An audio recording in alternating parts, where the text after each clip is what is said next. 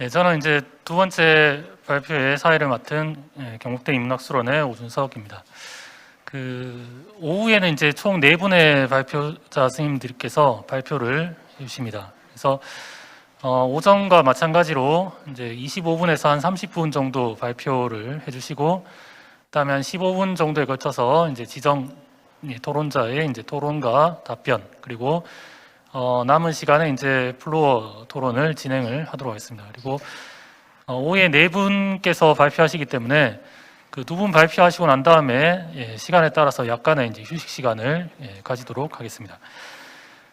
오후 첫 번째 발표는 북경대에서 공부하고 계시는 장호영 선생님께서 한대 사형의 구조 기시를 중심으로라는 제목으로 발표를 해주시겠습니다. 그러면 장호영 선생님 발표 부탁드리겠습니다. 네, 선생님 잘 들리시나요? 네, 들립니다.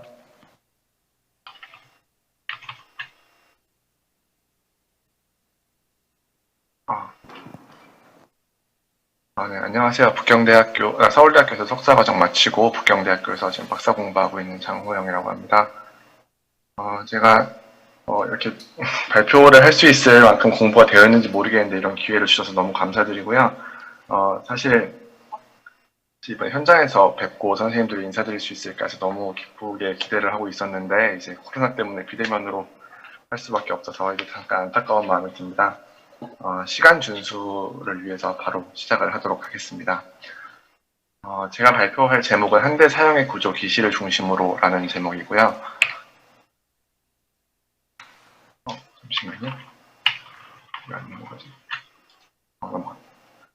본격적인 발표에 앞서서 이번 연구에 대한 간략한 배경을 설명드리고 싶습니다. 선생님들 다들 아시다시피 법률은 이제 왕조의 교체와 함께 바뀌는 경우가 많은데 지난 시대부터 수단까지 거칠게 사형을 요약을 하자면 이런 것 같습니다. 지난 대에는 이제 요참, 책, 효수, 기시의 사용이 있었고 책은 한초에 폐지가 되고요. 위진남북조 시대에 이제 뭐 판이라든지 수사, 참형, 교형이 이제 들어갔다 빠졌다는 것을 이제 왕조별로 그런 일이 있었고 수당대에 이르러서 참형과 교형이라고 하는 이 두 가지 형태로 정착이 됩니다. 어떻게 보면 그냥 단순히 명칭의 변화라고 생각을 할 수도 있지만 저는 여기서 어떤 질적인 변화가 발생했다고 생각을 하는데요. 그것이 지난 시대에는 사체 처리를 강조하는 사형명이 보이는 반면에 수당 시대의 참과 교로 정리된 사형에는 처결 방식이 중심이 되었다는 점입니다. 이러한 형벌의 변화가 관념적 변화를 반영하고 있다고 생각하고 그 변화는 당연히 과도기인 위진남북조 시대에서 찾아야겠지만 이번 저의 연구는 그런 어떤 긴 맥락의 앞부분에 대한 연구로서 지난 시대의 그런 사형이 어디에 강조점을 두고 있었고 어떤 구조로 이루어져 있는지에 대한 연구라고 할 수 있습니다. 목차는 이렇습니다. 먼저 제가 간략하게 연구 현황을 말씀을 드리고 발표문 보내드렸던 순서에 맞춰서 이제 간략하게 소개를 드리고자 합니다. 아울러 이제 발표집에 나와 있는 논문이랑 내용은 거의 같은데요. 좀 매끄러운 발표를 위해서 세부적인 순서에 약간 조정 및 생략이 있는데 이 부분에 대해서 양해를 좀 부탁드리겠습니다. 기시의 연구 현황은 다음과 같습니다. 기존의 기시 연구는 기시의 처결 방식에 집중되어 있습니다. 다시 말해서 사형으로서 기시가 어떻게 사람을 죽였느냐라는 점인데요. 크게 두 가지로 나눌 수 있습니다. 참수설과 교사해설인데요. 참수설은 이제 잘 아시는 심가분의 역대형법보나 정수덕의 구조율보를 비롯해서 이런 무계청이나 연경 선생님들이 있고 교사해설에는 장건국 선생님을 대표로 하고 조리롱 선생님 등이 이제 교사해설을 지지하고 있습니다. 그러나 물론 이런 처결 방식에서 벗어나려는 시각도 존재를 합니다. 예를 들어 부곡지 선생님은 이제 기시는 포괄적인 형벌이고 그 중점은 공개 처형에 있다라고 말하기도 했고 송펄 선생님의 경우에도 이제 기시의 명칭의 의미는 시체 전시다라는 얘기를 하기도 했는데 결국은 이분들의 연구 역시 결국은 기시는 참수다로 귀결이 됩니다. 그렇다면 제가 여기서 드는 생각은 기시의 집행 방식이 과연 정말 처결 방식이랑 등치될 수 있는 것인가? 이에 대한 생각으로서 이번 연구가 진행되게 됩니다. 1장에서는 그럼 집행 방식이 정말 처결 방식에 대한 의문에 대해서 명명법에서부터 출발해서 이제 그 의미와 구체적인 집행 방식을 탐구해 보려고 합니다.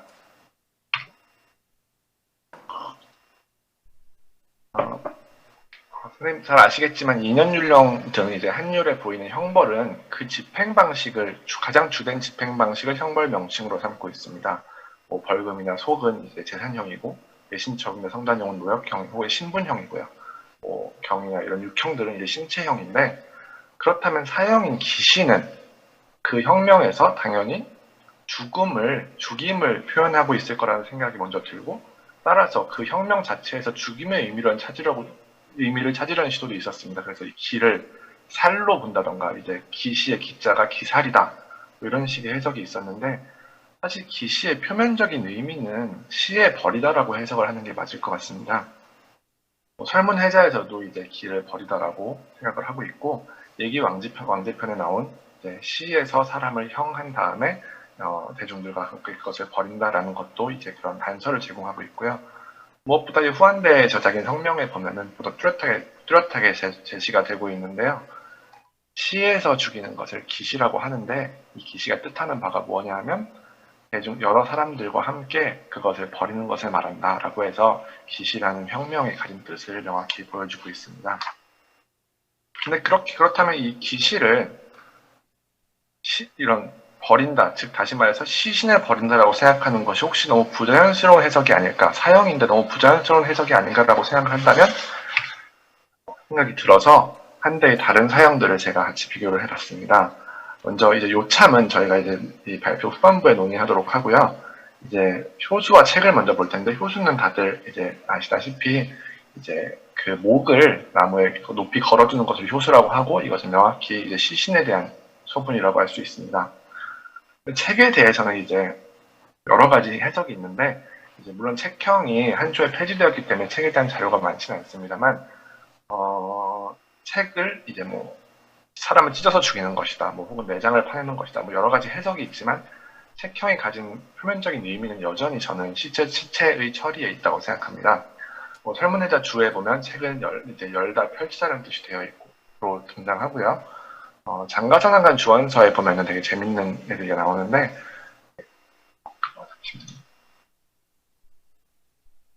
네, 여기 이런 모라는 사람에게 태를 치기 위해서 그 몸을 벌리는 것을 책이라고 얘기하고 있습니다. 그 몸을 펼쳐서 이제 저희가 몸을 이렇게 이제 태를 몽둥이를 때릴 때 몸을 펼쳐 눕히는 여기 역시 다른 주원서 다른 기사 역시 이렇게 책을 해놓고 이제 태를 칠 것처럼 이제 협박을 그러니까 무섭게 했다라는 표현이 등장을 합니다. 이외에도 한서경제기에 나오는 안사고의 주석에도 책은 그 시체를 펼치는 것이다라고 말이 나와 있고 한서 이런 데서 보면 요참을 받은 사람의 그 시신을 책을 한다 혹은 그 시신을 책하여 수레 위에 책한다 이런 말이 나와 있는 걸로 봐서 책이라는 게 살해 방식이 아니라 어떤 시신의 처리를 혁명으로 하고 있다라고 생각을 합니다. 그리고 이걸 종합해 보면은 효수, 책, 기시는 모두 다 시체 처리를 혁명으로 하고 있고 따라서 기시를 시체 처리로 이해하는 것이 한대 사형의 명명법에 있어서 독특하지 않고 오히려 자연스러운 현상이다라고 이해를 할 수가 있습니다. 그렇다면 기시라는 것이 시체 처리를 의미한다고 한다면 기시의 주요한 집행 방식이 시체 처리라는 이야기고 그렇다면 그 집행 방식이 무엇이었을지에 대한 의문이 들게 됩니다. 기시의 시체 처리 방식은 안타깝게도 이제 한대 기시가 정확히 어떤 형식으로 사람을 처리했다라는 기재를 제가 찾지는 못했습니다. 하지만 지난대를 전후한 시기에 이제 사형이 집행된 자의 시신을 처리하는 것에 대한 문제가 이제 사료가 등장을 하게 되는데요. 먼저 이제 여기 주례나 목자 같은 데 보면 사람을 시해서 죽인 뒤에 3일 동안 이제 전시를 하는 내용이 들어 있습니다. 특히나 이제 한대 이후에 수서형법지에 보이는 북제 시기의 얘기에도 이제 뭐 효수를 받은 사람을 3일 동안 시신을 전시한다라고 해서 이제 사형을 받은 자의 시신을 3일 동안 전시한다라는 것에 대한 단서를 얻을 수가 있습니다. 다만 이것들이 지난대의 기시를 정확하게 반영하고 있는 것은 아니기 때문에 이것만 가지고 기시가 3일 동안의 시신 전시를 의미한다라고 얘기하기는 조금 무리가 있습니다. 하지만 이러던 와중에 제가 천수박마탄한간의 단이라는 기사를 접하게 되었는데요. 여기에 보면은 단이 사람을 이제 상해한 다음에 자살을 하게 됩니다. 스스로 찌르게 되고 그를 시에 3일 동안 내모하고 나서 이제 장례를 지냈다는 기록이 등장합니다. 이 네모에 대해서 이 정리자는 기시의 기자로 해석을 하고 있고 이제 이후에 이제 진간독 합집 같은 경우에는 이것을 진열하되 진자로 해석을 하고 있습니다. 이 글자가 어떻게 그 둘 중에 어디로 해석되든 간에 이것은 그 죽은 단을 시에다가 3일 동안 방치하는 것을 의미하고 있는 것은 맞고요. 이것이 정확히 기시형이라 단정짓기는 어려워도 이것이 어떻게든 기시형의 어떤 집행 방식을 반영하고 있으면 분명한 것 같습니다. 이에 반해서 이제 호남 익양 투자산에 보이는 진간에는 또 다른 기시에 관한 내용이 등장합니다. 존이라는 사람을 시에서 형살한 뒤에 그 죽은 시체를 시에다가 버렸다. 그리고 10일이 되자 처분을 했다라는 말이 나와 있습니다. 과거에 조려령 선생은 이것에 근거해서 기시의 시간을 10일로 산정한 바가 있는데요. 하지만 기시는 이 두 글의 맥락을 봤을 때 기시를 10일 동안 했다고 보기는 좀 어려울 것 같습니다. 여기에는 위에 3일이라는 시간에는 장지라는 표현이 되어 있고요. 10일이라는 시간에는 도형도를 시켜서 이 무덤 사이에다가 버렸다라는 표현이 되어 있습니다. 이걸 종합해 볼 때 제 생각에는 기시는 죄인의 시신을 시에다가 방치를 하고 약 3일 동안은 수습이나 장례를 금하고 그 뒤에 장례나 수습을 허가해 주는데 만약 10일 동안에도 아무도 그 시신을 수습해 가지 않으면 관부에서 알아서 처리를 하는 이런 형태로 추측할 수가 있을 것 같습니다. 더 사료가 많으면 좋을 텐데 지금까지는 이 정도밖에 발견을 하지 못했고요. 이런 시체 처리 방식이 이제 어떠한 효과를 가지고 있었는지에 대해서 그래서 왜 기시의 시체 처리 방식이 형벌의 중심이 되었는지에 대해서 생각을 해봤는데 시체를 버리는 형벌로서의 기시의 1차적인 목적은 당연히 이제 대중들에게 경고를 주는 위협 효과 혹은 위하 효과라고 할 수 있습니다. 하지만 동시에 시신을 버리고 방치하고 수습을 막고 장례를 못 지내게 하는 것 자체가 수형자에게 형벌의 역할을 하기도 했다라고 생각합니다. 예를 들어 사기에 보면은 섭정이 시에다가 스스로를 버려서 이제 치욕을 받는다는 말이 등장하고 후한서에 보면은 이제 객사하고 가속이 없는 자들을 수습해서 장례를 이제 조정이 장례를 지내주는 이런 기사들이 등장합니다. 이것은 당시에 이제 시신을 방치하거나 장례를 지내지 못하는 것에 대한 거부감을 보여주고 있고 이런 거부감의 존재는 바로 이런 기시의 시체 처리 방식이 수용자에게도 처벌의 요소로서 효과가 있었다는 점을 방증한다고 생각합니다. 이것이 이제 기시의 그 시체 처결 방식에 대한 이야기였고요. 이제 기시의 주요 집행 방식이 이제 시체 처리에 있지만 그것이 사형인 이상 기시에게 처결이 없다라고 할 수는 없습니다. 이 장에서는 그렇다면 기시에서 처결은 어떠한 형태였고 어떤 의미였는지를 이제 말씀을 드려보고자 합니다. 먼저 살펴볼 거는 이제 기시를 비롯한 사형들에는 처결이 부기되지 않았다는 것입니다. 이제 저희가 익숙한 인연율령에 보면은 이제 요창은 물론이고 이제 기시의 경우, 효수의 경우, 또 책의 경우 모두 별다른 처결 방식의 부기 없이 그대로 그 형명이 등장하고 있습니다. 그렇지만 앞서 말씀드렸다시피 이 형명들은 시체 처리 방식을 의미하고 있고 다시 말해서 이 형명 속에는 처결이 전제되었다 혹은 처결이 포함되었다라고 생각할 수가 있습니다. 그래서 기시가 참수인지 교살인지에 대한 그동안의 논쟁은 바로 기시의 전제 조건으로서 이 처결이 어떻게 진행되었는가를 밝히는 의미로서 이해해야 된다고 생각을 합니다. 기시의 처결 방식을 밝히는데 가장 근간이 되고 있는 두 사료입니다. 이 두 사료는 서로 대치가 되는데요. 모순이 되는데요. 먼저 참수설의 증거로서는 이제 주례에 대한 동안 정연의 주석이 있습니다. 동안 정연은 주석에서 부월로서 참한이 지금의 요참과 같고 칼날로서 살한이 지금의 기시와 같다라고 주석을 달았습니다. 이것은 이에 대해서 이것이 사실은 도구와는 상관이 없고 당시의 참이 동안의 요참이고 살이 기시다 등급을 나타냈을 뿐이다라는 주장이 있었는데요. 사실상 이렇게 도구를 명시한 만큼 이것은 당시의 처결 방식과 관련 지을 수밖에 없을 것 같고요.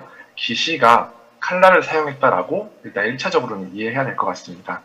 반면 이에 반하는 교사일설의 증거로서 사기 세근에 기시와 관련된 서류를 올려놓고서는 지금 금률에서 말하는 교형은 기시라고 하는데 이것이다 라고 얘기를 했습니다.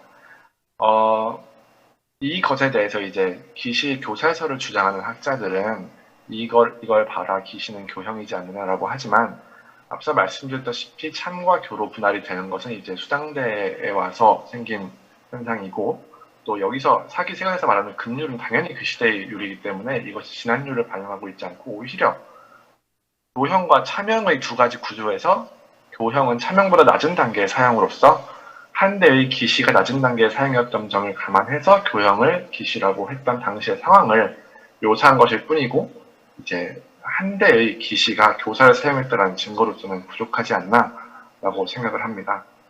그냥 이제 기시가 이런 칼날을 사용했다는 증거는 사실 꽤 많은 곳에서 존재를 하는데요. 예를 들어 한서에 이제 노은서점에 보면은 이제 옥리들이 사람을 죽이는 게 사람을 미워해서가 아니라 그것이 자기들이 편한 길이기 때문이다.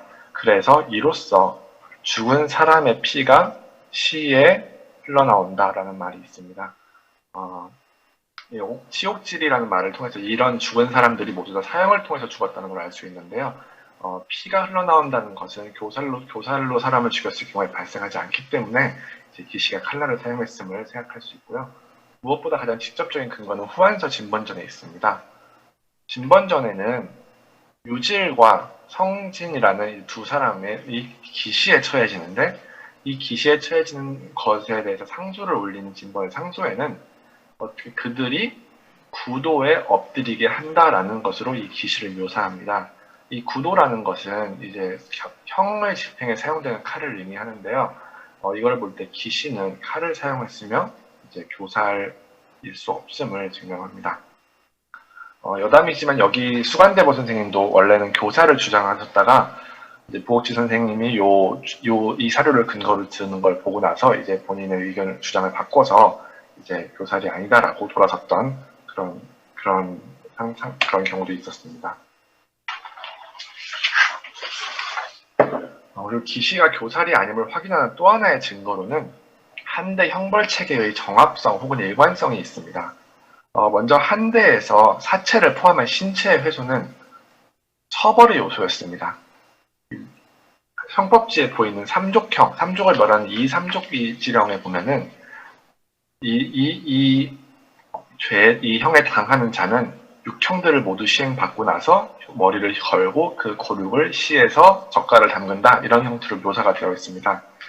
이런 가장 극형의 극한의 신체 훼손이 들어갔다는 건 그런 신체 훼손이 처벌의 요소였다는 점을 보여주고 이 신체 훼손은 단지 생전의 신체뿐만 아니라 죽고 나서의 신체도 포함되었음을 알 수가 있습니다. 신체 훼손이 처벌의 요소였다고 한다면 기시가 신체 훼손이 없다는 점은 다소 어색하다고 할 수 있습니다. 다들 아시다시피 기시의 위치라는 것은 이제 위에 요참과 효수보다는 아래이고 그렇지만 사형으로서 그 밑에 육형보다는 위에라고 생각할 수 있습니다. 근데 이제 다 아시다시피 요참과 효수는 분명히 신체의 단절이라는 훼손을 전제로 하고 있고요. 육형도 신체의 훼손을 전제로 하고 있는 신체의 훼손을 이제 포함하고 있습니다. 이런데 그 사이에 있는 기시가 이런 신체 훼손이라는 징벌적 요소를 담고 있지 않다고 생각한다면 그건 굉장히 어색한 일이 되기 때문에 기시의 처결 방식은 신체 훼손이 반드시 포함되었을 것이다라고 이제 말씀드릴 수 있습니다. 여기서 제가 한마디 딱 부언해서 말씀드리고 싶은 것은 기시가 신체 훼손을 포함하고 칼날을 사용했다고 해서 그리고 교살이 아니라고 해서 그것을 반드시 참수로 얘기할 수는 없다는 점입니다. 기존에는 참수와 교살 두 가지 이분법 구조에 따라서 교살이 아니면 참수다라는 주장이 계속 있어 왔는데요. 앞서 말씀드렸다시피 참과 교의 분리 자체가 후대 수당대에서나 정리가 되는 문제이고, 그 이전에는 꼭 반드시 그 둘 중에 하나로만 사람을 죽였다라고 생각을 할 수도 없을 거라고 생각합니다. 그래서 최근에는 이제 카를로스 경동맥을 그어서 죽였다라는 주장도 나와 있는데, 저는 여기서 그렇기 때문에 기시가 교살이 아니다라는 점만 강조를 드리고, 구체적으로 어떻게 사람을 죽였다라는 점에서는 이제 결론을 잠시 유보하도록 하겠습니다. 시간을 맞추려다 보니까 말이 조금 빨라진 것 같습니다. 죄송합니다. 이제 마지막으로 이제 이렇게 기시의 처결과 사후 처리 방식을 확인했기 때문에 이제 하나 남은 요참을 분석해서 한 대의 사형 전체의 구조하고 그 강조점에 따른 구분을 확인해 보고자 합니다. 모든 사형은 처결이 전제지만 앞서 말씀드렸다시피 효수나 책이나 기시는 사체 처리를 중심으로 하는 사형이었습니다. 그런데 이들과 달리 요참은 허리를 자른다라고 처결 방식을 뚜렷한 명칭으로 삼고 있습니다. 그렇다면 혹시 한 대 사형이 처결하고 시체 처리하고 두 종류의 서로 다른 사형으로 분리가 되는, 서로 다른 형벌로 분리가 되는가라는 생각을 할 수가 있습니다. 이것이 이제 부국지 선생님 생각의 중심 내용인데요. 부국지 선생님은 이제 이것이 주형 그 당시 지난 대 사형을 주형과 부가형으로 분리를 하고, 주형은 살해 방법이고 요참, 참수, 기시 이것이 주형이다. 그리고 부가형은 거열, 책, 효수가 부가형이고 이것은 시체 처리 방법이다. 그리고 이 부가형이라는 것은 주형의 집행을 거친 다음에 부과되는 것이다. 자, 이렇게 이해를 하고 있습니다. 이러려면 이제 기시나 여기 앞에 살해 방법으로 나와 있는 기시나 요참이 순수한 살해 방법이고 시체 처리 방법을 포괄하지 않아야 될 텐데요. 기시는 앞서서 말씀드렸다시피 그것이 시체 처리 방식을 포함하고 있고, 이제 사실 부국지 선생님도 이 기시가 사실은 살해 방법으로만 봐야 되는지 조금 의심스러운 유보적인 태도를 취하고 있습니다. 다만 이제 요참은 정말 이제 처벌 방식을 명칭으로 삼기 때문에 사체 처리 방식이 포함되지 않는 것처럼 생겼는데, 이에 대해서 좀 생각을 해봤습니다.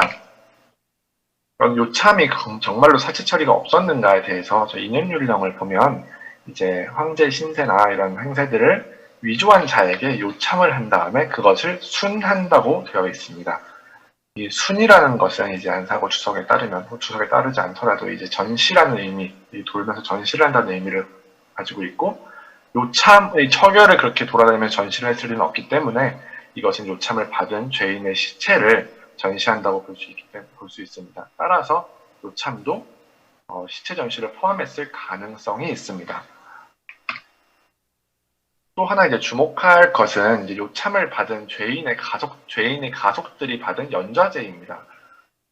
요참을 받은 죄인들의 가족들은 기시 혹은 효수에 처해지는 경우가 많이 있습니다. 예를 들어 인연유령의 경우에서도 이런 모반 등 다양한 죄를 저지른 죄인에게 요참을 내리고 그 부모나 처자, 동사는 나이에 많고 적음을 가리지 않고 모두 기시에 처하라는 이런 대목이 보입니다. 이 대목은 그대로 조착전에 적용이 돼서 이제 요참에 받은 죄인의 부모, 처자, 동산이 모두 다 기시에 처해지는 이런 내용의 기사가 등장합니다. 아울러 한서 무제기에 보면은 요참을 받은 사의 처자가 효수가 되는 상황도 볼 수가 있습니다. 이 앞서 말씀드렸다시피 시체 처리는 처벌의 요소였습니다. 연좌된 가족들에 대한 사형에도 이런 시체 처리라는 어떤 처벌의 요소가 포함되는데, 요참을 받은 본인에게 사체 처리가 포함되지 않았다는 것은 사실 이해하기가 어렵고, 따라서 요참은 어떤 식으로든 사체 처리를 포함하고 있었을 것이다 라고 생각합니다. 다시 말해서 요참의 판결을 받으면 요참이라는 방식으로 처형을 받고 동시에 어떠한 사체 처리 방식이 부과되었을 것이다 라는 것이 제 생각입니다. 이렇게 생각해보면 한 대의 일찍 폐지된 책을 제외하고 기시, 효수, 요참은 모두 다 처결과 시체 처리를 더한 복합적인 구조를 가지고 있었다라고 이야기할 수 있을 것 같습니다. 이것은 복합적인 구조일 뿐만 아니라 이 각각의 사형은 강조점이 달랐습니다. 이 강조점이 이제 한 대 사형을 이해하는 데 굉장히 재미있는 요소인데요. 이 기시의 강조점은 앞서 여러 번 말씀드렸다시피 시체 처리에 있습니다. 다시 말해서 강조점 이외의 것은 약간의 융통의 영역이 있지 않았을까라는 말인데요. 이 융통의 영역이라는 말은 사실 그것을 마음대로 변통할 수 있었다는 말이 아니라 그 강조점이 아닌 다른 부분의 어떤 처리가 조정된다고 할지라도 해당 형벌의 집행 자체는 가능했다라는 의미입니다. 기시의 경우에는 강조점이 시체 처리에 있었으므로 처형 방식이 달라져도 기시의 집행이 가능하지 않았을까라고 생각합니다. 그 사례를 가장 증명해 주는 것이 후한서 오우전에 있는 무구장의 고사입니다. 후한서 오우전에 있는 무구장은 자기 어머님이랑 같이 이제 시에 갔다가 누군가 이게 어머님이 모욕을 당하게 됩니다. 그래서 무구장은 이제 그 사람을 죽이고 도망가다가 잡히게 되는데요. 이 사정을 들은 지방관인 오우는 당연히 이런 그런 어떤 사정은 참작이 가지만 그래도 형벌은 집행을 해야 되겠다라고 합니다. 대신에 무구장에게 각종 이제 편의를 봐주는데 그 중에 하나는 예를 들어 형구를 풀어주고 이 후사가 없다고 하니까 이제 철을 불러서 이제 감옥에서 다시 같이 숙식을 하게 하면서 이제 잉태를 시키는 이런 형태의 자기 나름대로의 배려를 한다고 합니다. 그리고 이제 형을 집행할 때가 되자 기시형이 집행이 되는데요. 기시형이 집행된 결과를 후한서에서 이렇게 기록하고 있습니다. 죄송합니다.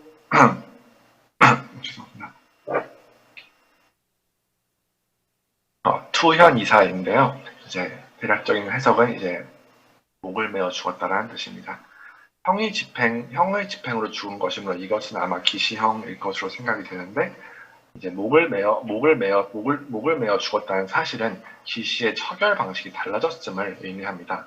다만 이렇게 기시의 처결 방식이 달라졌어도 기시라는 시체 처리형은 집행이 가능했고 따라서 이 처결 방식에 대해서는 지방관이 그 사정을 참작해서 나름대로의 융통이 가능했다 이렇게 생각할 수 있을 것 같습니다. 이러한 생각은 기시에만 적용되는 것이 아닌데요. 효수의 강조점도 역시 시체 처리에 있습니다. 이 후한서 이제 두우전을 보면은 이제 누무랑 두소가 반란에 실패해서 포위당한 뒤에 자결을 하게 됩니다. 자결 뒤에도 그들의 목은 낙양에 걸리게 되는데요. 이것을 보면 처결 방식이 융통뿐만 아니라 처결이 불가능한 상태에서도 효수라는 형이 집행이 가능했다라고 생각했다는 걸 볼 수 있습니다. 이는 효수의 강조점이 목을 내건다라고 하는 시체 처리에 있기 때문에 가능한 일이라고 생각합니다. 반면에 사후 처리를 강조하면 처결을 융통할 수 있다면 처결을 강조하면 사후 처리가 융통되지 않았을까라는 생각도 할 수 있을 것 같습니다. 요참의 사후 처리 방식에 대해서 뚜렷하게 연구를 진행하지 못했기 때문에 이제 그거는 제가 함부로 말씀을 드릴 수는 없지만 하나의 단서는 얘기할 수 있을 것 같습니다. 요참의 강조점은 처결 방식에 있고 한서 은창전에 보면 이제 오장이 이제 왕망에게 반란을 꾀하다가 요참을 당하고 그 시신이 동시에 책이 되었습니다. 아시다시피 이미 폐지된 형벌인 책이기 때문에 그것이 판결에서 부과됐을 리는 없고 여기서 오장이 받은 판결은 요참형이었을 것입니다. 그리고 책이라는 것은 법정형이 아니기 때문에 책이 그 시신을 책한다라는 것은 임의로 부과되었다고 생각할 수 있습니다. 다만 요참은 강조점이 처결해 있기 때문에 요참으로 그 죄인을 죽이기만 한다면 그 뒤에 시체 처리에 다른 것이 부과되어도 요참의 집행에는 이제 무리가 없기 때문에 이러한 상황이 발생해서 요참을 한 뒤에 그 시신을 책한다 이런 상황이 발생하지 않았을까라고 조심스럽게 생각을 해보고요. 그렇기 때문에 요참도 아마도 이제 처결 방식을 강조했기에 사체 처리 방식이 어느 정도 융통이 가능하지 않았을까라고 생각합니다. 간략하게 요약을 하자면 한대의 사형은 처결과 시체 처리라는 두 가지 요소로 복합적으로 구성이 되어 있었습니다. 다만 그 강조점에 따라서 요참은 처결이 강조되어 있고 효수나 기시는 시체 처리가 강조되어 있다는 것을 알 수 있습니다. 이 강조점은 방금 제가 보여드렸던 어떤 비강조점에 대한 융통을 통해서 좀 더 명확하게 알 수 있을 것 같습니다. 마치겠습니다. 한대의 사형은 처결과 시체 처리로 구성된 복합적인 형벌이었고 그 중에 기시는 칼을 사용한 처결 방식을 사용했으며 시에 3일 정도 방치하는 형태의 시체 처리 방식을 사용했습니다. 한 대의 각 사형은 처결과 시체 처리 중 하나의 강조점을 가졌고 다른 하나는 융통의 영역이 존재했으며 요참은 처결에, 호수와 기시는 시체 처리에 해당 사형의 중점 혹은 강조점이 있었다라고 생각하고 이것을 저희 논문의 논지로 말씀을 드리면서 발표를 마치겠습니다. 부족한 발표 들어주셔서 너무 감사합니다. 네, 장호영 선생님 발표 감사합니다. 장호영 선생님께서는 이제 그 한 대의 사형 방식에 대해서 이제 처결 방식과 이제 시체 처리 방식이란 두 가지 관점에서 한 대 사형의 이제 구조에 대해서 발표를 해주셨습니다. 장호영 선생님 발표에 대해서 부산대에 계시는 이제 권민균 선생님께서 토론을 해주시겠습니다. 토론 부탁드립니다. 네, 여러 선생님 안녕하세요. 저 부산대에서 강의하고 있는 권민균이라고 합니다. 장호영 선생님 오늘 처음 뵀는데 글 재미있게 읽었습니다. 제가 글을 읽으면서 들었던 생각과 그리고 제안할 이야기를 간단하게 제가 써왔는데요. 일단 화면 공유를 하고 시작하도록 하겠습니다.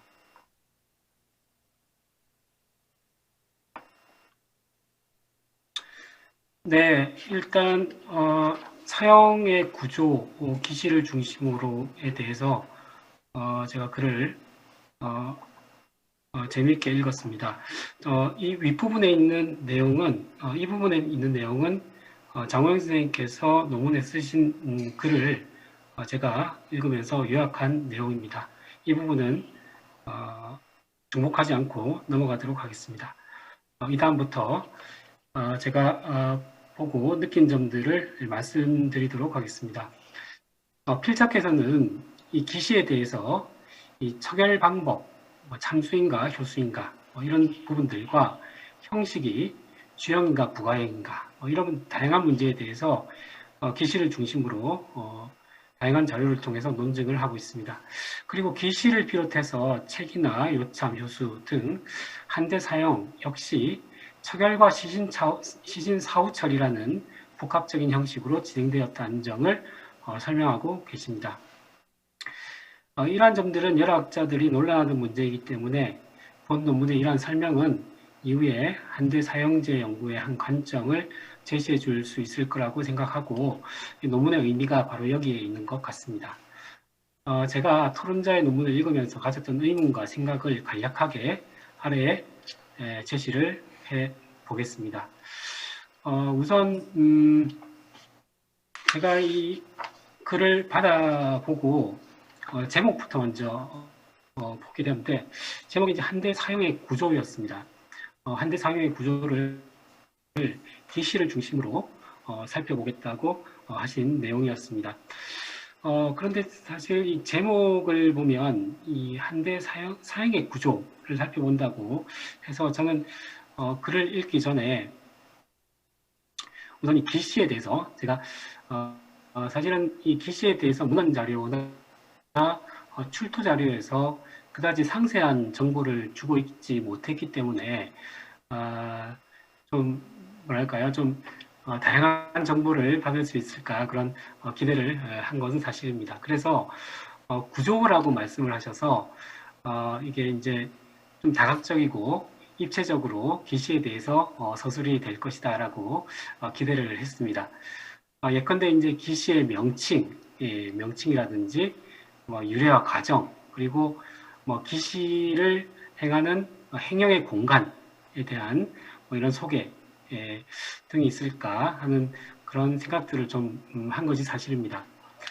사실 기시에 대한 자료가 부족하긴 하지만 이 결론에서 우선 결론을 말씀드리자면 기시형이 처결 방식과 사후 처리의 복합적인 구조로 이루어져 있고 사후 처리에 중점이 있다고 하는 이러한 구조라기보다는 사실 좀 이런 이 표면적인 내용으로 마무리가 되고 있습니다.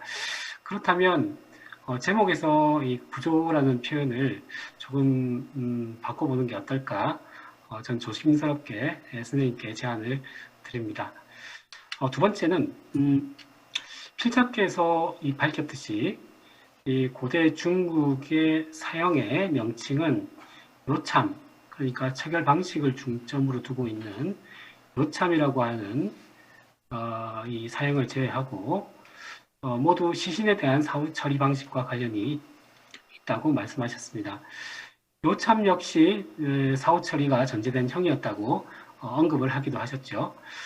그렇다면 이 고대 사형의 명칭이 대부분 처결 방식을 따르지 않고 사후 처리 방식, 그러니까 명칭에 뭐 참수라든지 뭐 육형의 명칭이었던 참우지, 참자지 같은 이제 직접적인 이 처결 방식을 이 명칭으로 쓰지 않고 이 사후 처결 방식을 이 사형의 명칭으로 따르게 된 이유는 무엇일까 하는 의문이 제가 늘 가지고 있던 의문이기도 합니다.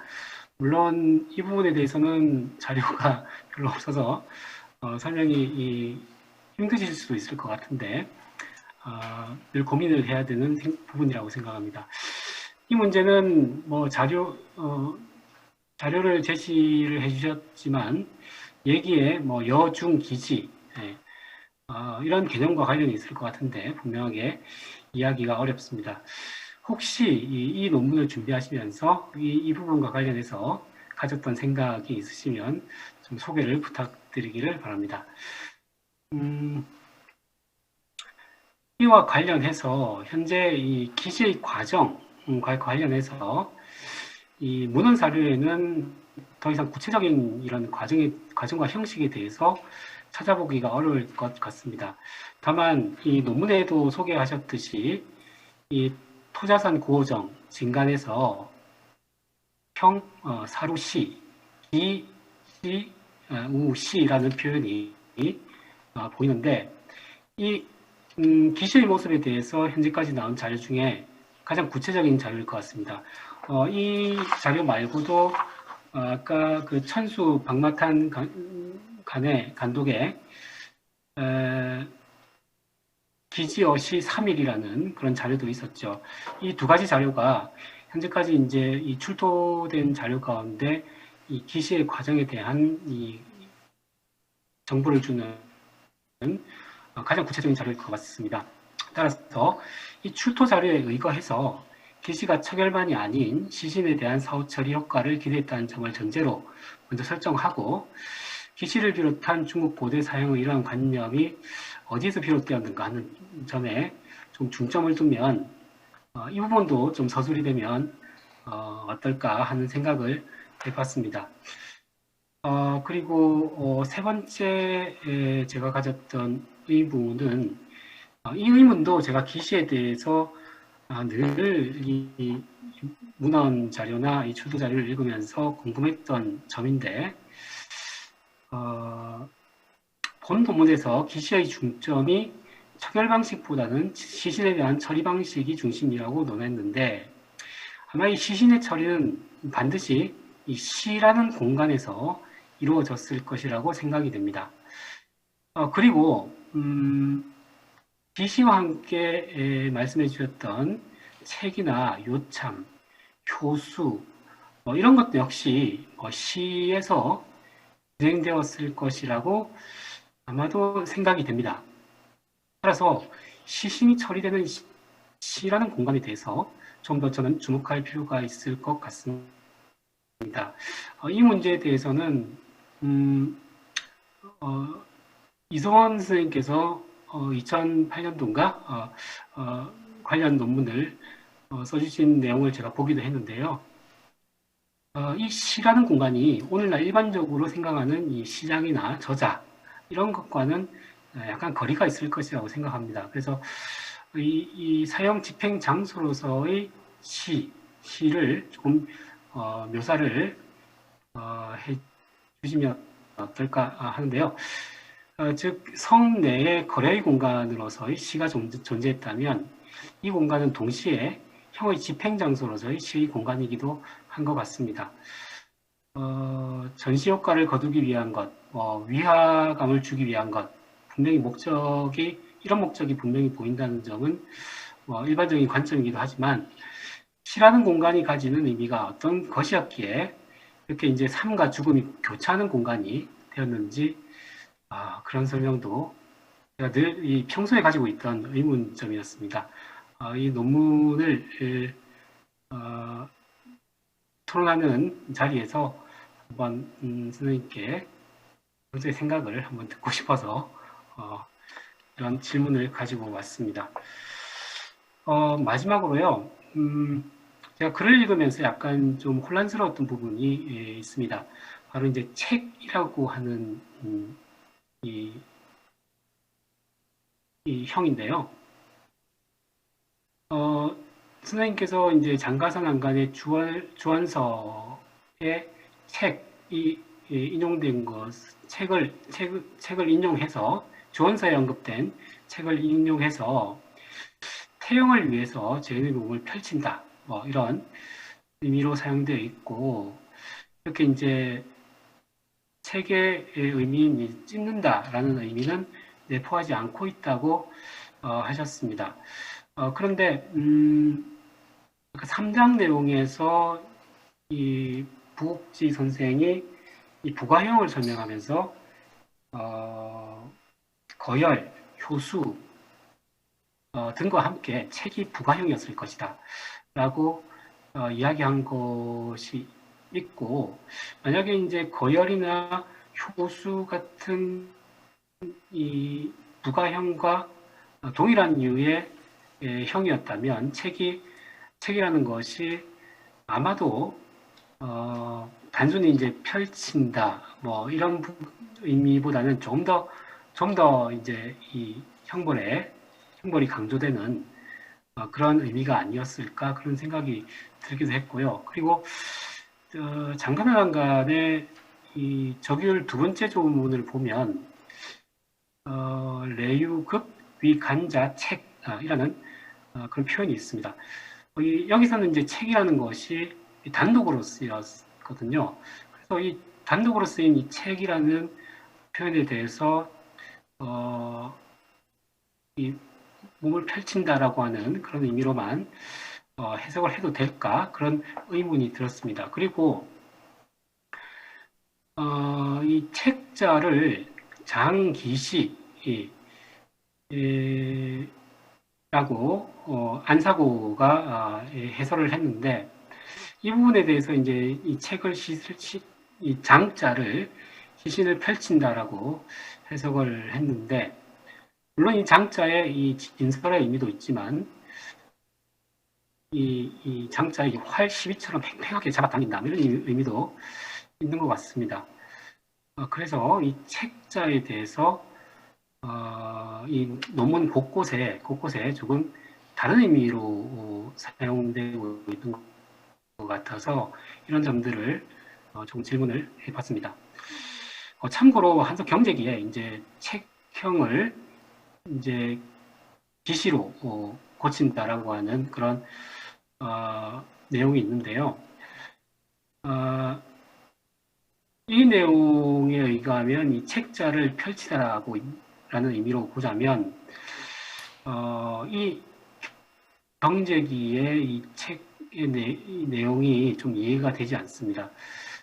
책과 이 경제기에는 책과 기시를 분명히 구별해서 체괄 기시, 물부 책이라고 하는 이 표현을 썼는데 논문에서 이 책에 대해서 일관성 있게 좀 설명해 주시는 게 어떨까 그런 생각을 했습니다. 네, 제 토론을 이 정도로 마무리하겠습니다. 네, 감사합니다. 권민 교수님 토론 감사합니다. 4가지 질문을 해주셨는데요. 그 중에서 이제 발표자의 직접적인 답변을 이제 요구하는 것은 한 2가지 정도인 것 같습니다. 장호영 선생님께서 간단하게 답변을 해주시면 감사하겠습니다.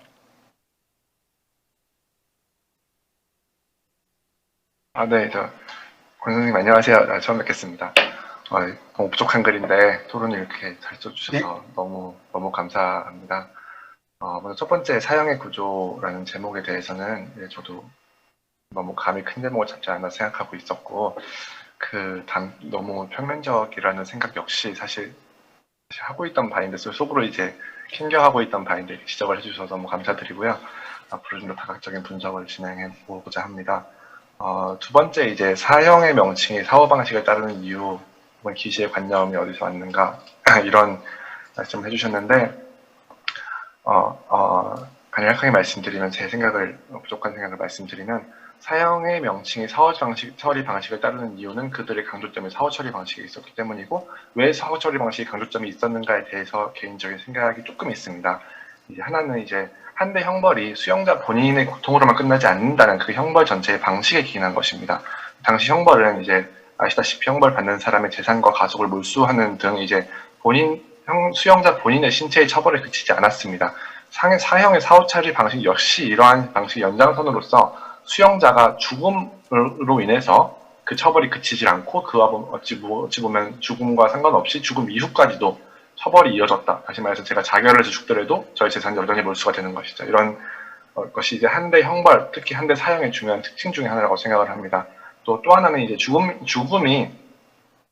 죽음이라는 것의 효과가 생각보다 약하고, 어떻게 보면 죽음이 비교적 가까이 있었기 때문이라고 생각하는데, 다시 말해 자결을 할 수도 있고 체포 과정에서 잡히다 죽을 수도 있고 다양한 원인으로 죽을 수 있는 상황에서 단지 죽음만을 형벌의 중점으로 삼는 것이 충분한 어떤 위협의 효과가 없지 않았나라는 생각에서 사형이 죽음뿐만 아니라 죽음 뒤에 추가적인 부가적인 시체 처리를 이제 강조하지 않았나라고 생각을 하고, 그렇게 생각을 합니다.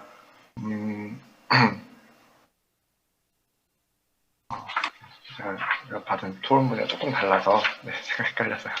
그리고 기시를 비롯한 고대 사형의 관념이 어디서 비롯되었나라는 문제는 사실 제가 궁극적으로 관심을 가지는 부분이고, 사실 제 연구의 끝은 이 형벌이 만들어진 그런 관념을 분석하는 것에 있습니다. 근데 제가 아직 공부가 많이 부족해서 이제 그 부분을 연구를 하지 못했는데 더 연구를 해보도록 하겠습니다. 그리고 시라는 공간에 대한 것은 사실 제가 여기 선생님들 중에서 가장 모르고 있다고 생각을 할 정도인데, 이제 시에서 형의 집행이 다 이루어졌다고 말씀하신 건 저도 동의를 하고 그렇게 생각을 합니다.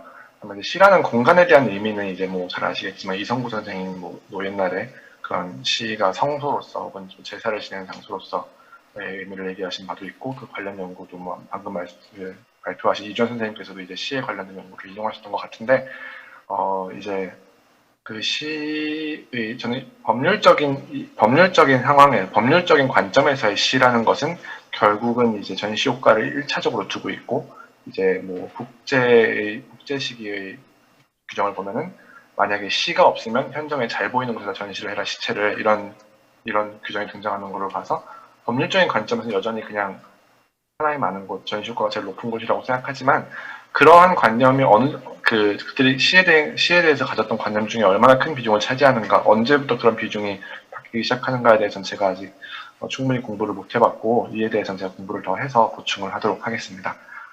그리고 마지막으로 책에 대해서는 제가 정말 일단 죄송하다는 말씀을 드리고요.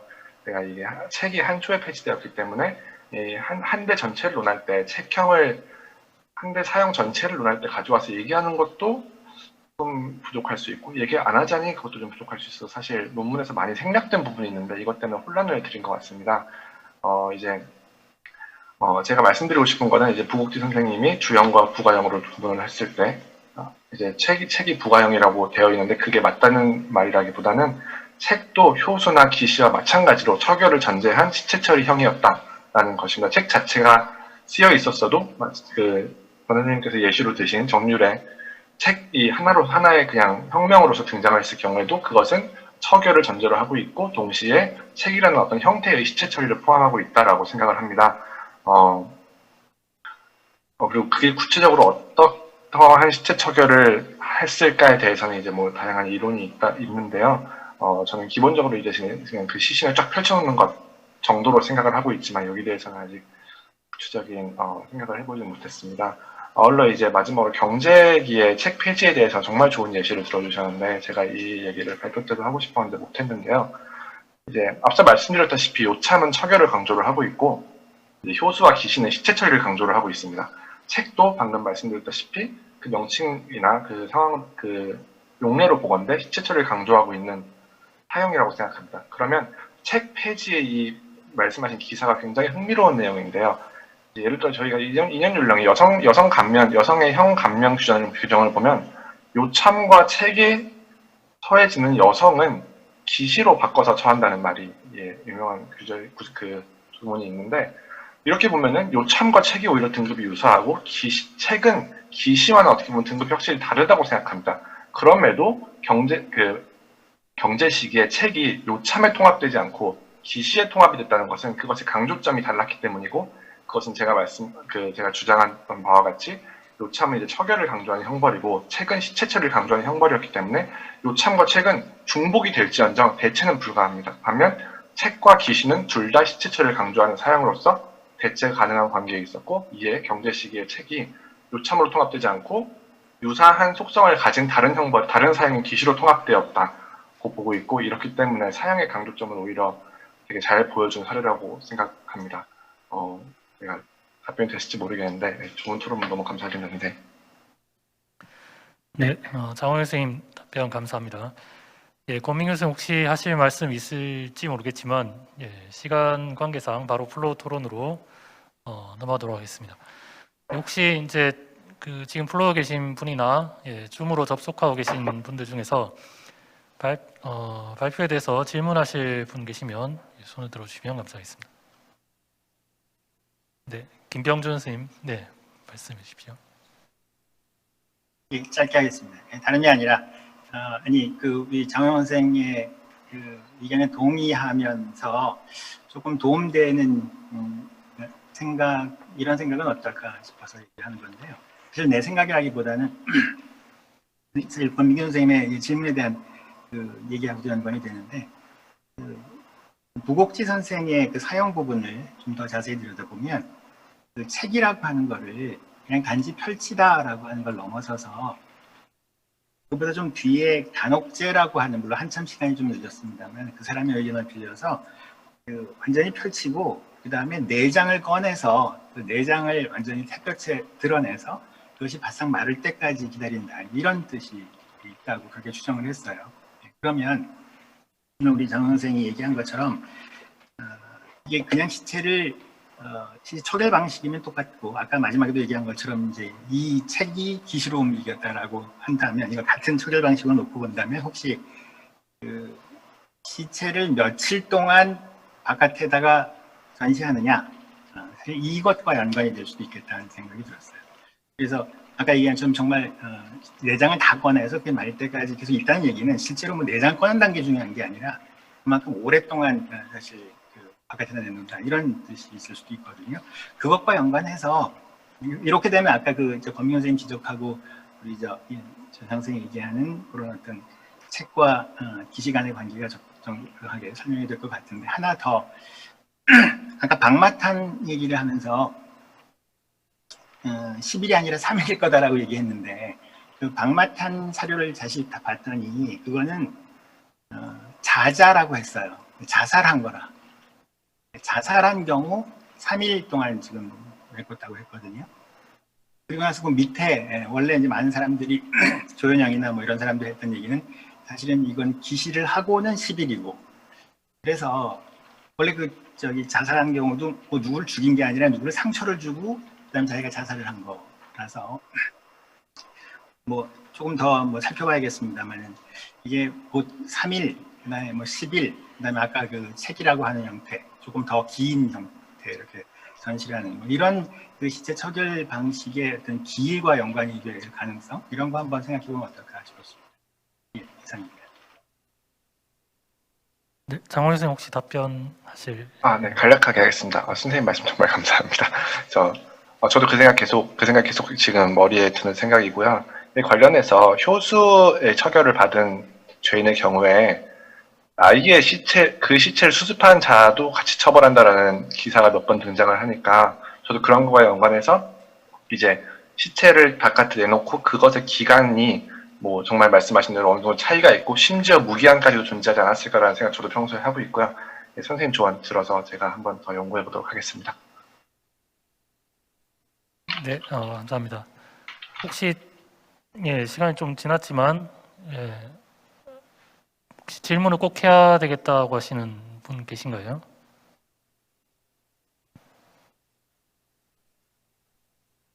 네, 질문이 없으신 것 같아서 예, 2부 첫 번째 발표, 예, 장우영 선생님 발표와 이제 권민규 선생님 토론은 이제 여기서 마치겠습니다. 네, 두 분 선생님 감사합니다.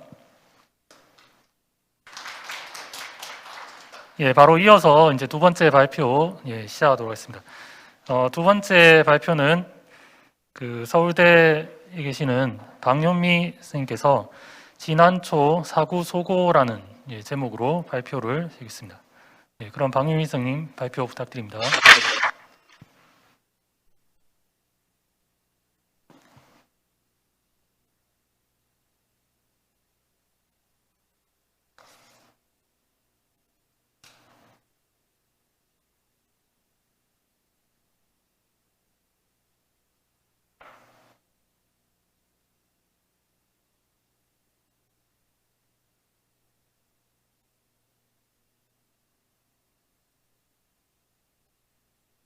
제가 지금 데스크탑을 공유를 하려고 하는데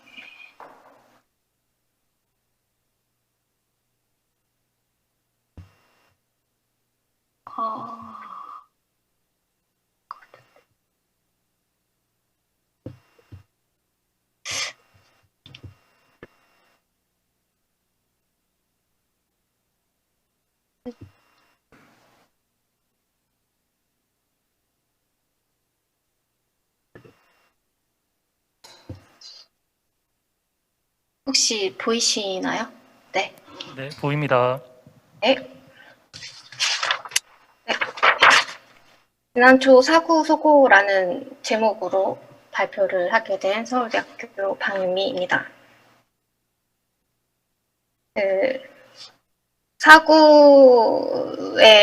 사구는 사실 여기 계시는 많은 진안 감독 연구자 선생님들, 특히 이제 율령 관련 공부를 하시는 선생님들께는 좀 친숙한 존재라고 생각을 합니다. 소지 진간이나 인원 율령 등 이제 비교적 초기에 공개가 된 율령 감독들이 이제 이렇게 공개됐을 때 죄를 지어 처벌을 받은 존재임에도 불구하고 수전택이 한다든지 입호를 할 수 있다든지 자식이 사후가 된다든지 그런 혜택이 있는 좀 죄인 중에서도 특이한 존재라는 점, 그리고 그 당시만 해도 어떤 죄를 저지르면 사고가 된다 같은 직접 과형 사례가 하나도 없는 등 여러모로 좀 독특한 존재로서 사고가 주목이 된 바가 있었습니다. 그래서 이제 율령이 공포되었을 때부터 2000년대에 사고에 관심을 가진 연구자들이 좀 많았던 것 같습니다. 예를 들어 국내에서만 얘기를 해도 이제 이성규 선생님, 임중혁 선생님이 이러한 사고의 신분적 특수성이나 그런 작 시스템 내에서의 의의를 이제 조명을 한 논문을 쓰셨었고요. 또 그 와중에 이제 일본의 후지이 선생님이 2006년에 사고는 남성에게만 부과된다라고 주장을 한 바가 있습니다. 그때 이제 그 근거로 든 조문을 보면은 이제 사구 은관이 망죄로서 2신 이상에 걸렸을 때는 수적 소관해라 이런 얘기인데, 이때 나오는 이제 이 대상들이 다 사구 은관, 그러니까 은관도 남자고 예신도 남자고, 그렇기 때문에 여기 나오는 사후도 남자일 것이다라는 주장, 그리고 또 앞에서 다른 선생님들도 지적하셨듯이 이 작제 내에서 사고가 보여주는 어떤 위치적인 특수함 이런 것 때문에 수전택을 한다든지 그런 특수성 때문에 사고는 남성을 전제로 하는 것이다 라고 이제 후지 선생님이 굉장히 일찍 지적을 한 적이 있습니다. 그런데 이제 사고에 관한 사료 자체가 좀 이 당시만 해도 많이 부족을 했고, 그래서 논의가 좀 이어지지 못하고 그 밖에 이제 사고 연구는 좀 내형 안에서 이 사고가 일부러 다루어지거나 아니면 그런 전반적인 진안 형벌 체계나 사회제도적인 측면에서 사고의 비중이 좀 그 뒤로는 오히려 굉장히 작았다라고 얘기를 할 수가 있습니다. 그러다 보니까 사고의 성별 문제 역시도 되게 그 주장은 굉장히 그 문제 의식은 굉장히 일찍이 제기가 됐는데도 그 뒤로 이제 연구가 뭔가 잘 되지가 않고 흐지부지 된 측면이 있었습니다. 그래서 사실 제가 그래서 이 문제를 되게 좀 석사 때부터 관심을 가지고 써보려고 했었고, 그래서 약간 뭐 소소하게 발표를 몇 년 전에 한 적도 있었는데, 그때만 해도 역시 사람들이 별로 이렇게 좀 긍정적으로 이제 뭐 받아들이는 느낌이 아니었었습니다. 왜냐하면 이렇게 사실 일찍부터 여성사고 문제가 제기되었음에도 불구하고 별로 주목받지 못했던 이유는 뭐 단순히 자료가 부족해서 뭐 관심이 적어서라는 문제도 있었지만 그뿐만 아니라 실제로 그 당시 이제 수호지 진간 인연 윤령이라는 자료 내에만 보더라도 여성 사고가 없다는 주장에 이제 선뜻 동의하기 어려운 그런 몇 가지 반박 증거를 좀 제시할 수 있었기 때문입니다. 그러니까 예를 들어 먼저 이 사고가 만들어지는 메커니즘을 보면은 이렇게 뭐 무슨 재질 뭐 얼마를 훔치면은 뭐가 된다 이런 식의 그런 직접 과형의 형태는 보이지 않았지만은 그 인연율령 구율의 90에서 92간의 내용을 보면은 보시다시피 이제 서인 이상이 뭐 하면은 이제 내 사고를 한다. 그러니까 어떤 죄를 저지른다는 건 아니지만은 이 구율에 의해서 간접적으로 사고가 만들어지는 걸 알 수 있고 또 서인 중에서는 여자가 당연히 있기 때문에 이 조문에 따르면은 여자도 사고가 될 수 있다라는 결론이 나오기 때문입니다. 그다음에 또 뭐 처벌에 이제 뭐 가감에 의해서도 지금 사고가 만들어지는 것을 알 수가 있고 또 성단용 사고라는 존재도 몇 군데 보이기 때문에 성단용 사고를 했을 때 이제 용이 여성이기 때문에 이제 또 사고와 이게 관련을 지어서 여성 사고가 있다라는 이야기가 될 수 있었기 때문입니다. 또 이제 거기다가 이제 문헌 사료에서조차 지금 여성 사고의 존재가 확인이 됩니다. 물론 이 사료는 그 문제 형법 개혁 이후라는 지금 제가 얘기하는 시대와는 이제 시기적 차이가 있지만은 어쨌거나 이 후대 한 대에도 분명히 여성 사고가 있었다라는 게 확인이 된다면은 그 이전에 진한초에도 있었을 가능성이 크다라는 이제 결론을 낼 수가 있는 거죠. 이러한 이유로 오랫동안 진한초에도 그 사고는 뭐 여성, 남성 모두에게 부과하는 형벌이었다라고 이제 인식을 하고 있거나 아니면 사실은 이제 사고 자체에 대해서 이제 이게 성별 문제 자체를 이제 별로 의식을 하지 않고 사고를 다루는 그런 논의들이 이어졌었습니다. 그래서 저도 이제 그 인연율령 공개 단계까지만 해도 자료가 적다 보니까 이제 앞으로 이제 그 이후로 이제 계속 공개되는 자료 속에서 사고 관련 내용을 좀 모으고 있었는데 다행히 이제 악록진간 율령이 이제 공개가 되면서 사고 관련 조문이 좀 많이 나오게 됐습니다. 또 이제 여기에 이제 그 이하진간 1, 2권도 이제 나오면서 좀 더 보충을 할 수 있게 되었습니다. 가장 큰 수확이라고 하면은 악록진간에 이제 드디어 사고도 무슨 죄를 저지르면은 사고가 된다라고 하는 그 직접 과형의 형태가 등장을 하였던 것입니다. 또 이제 이하진간 같은 경우는 뭐 이런 형벌로서의 사고가 나오는 건 아니지만은 신분으로서 사고가 어떻게 살았는지 뭐 그런 사고의 실생활에 도움이 되는 자료가 있었습니다. 이렇게 사고 자료가 다시 이제 좀 악록진간 이후로 좀 많아지니까 다시 성별 문제에 관심을 가진 연구자들도 있었는데 그 중에서도 이제 가장 최근의 성과로는 이제 장신초 선생님과 그 가열영 선생님의 논문을 들 수 있습니다.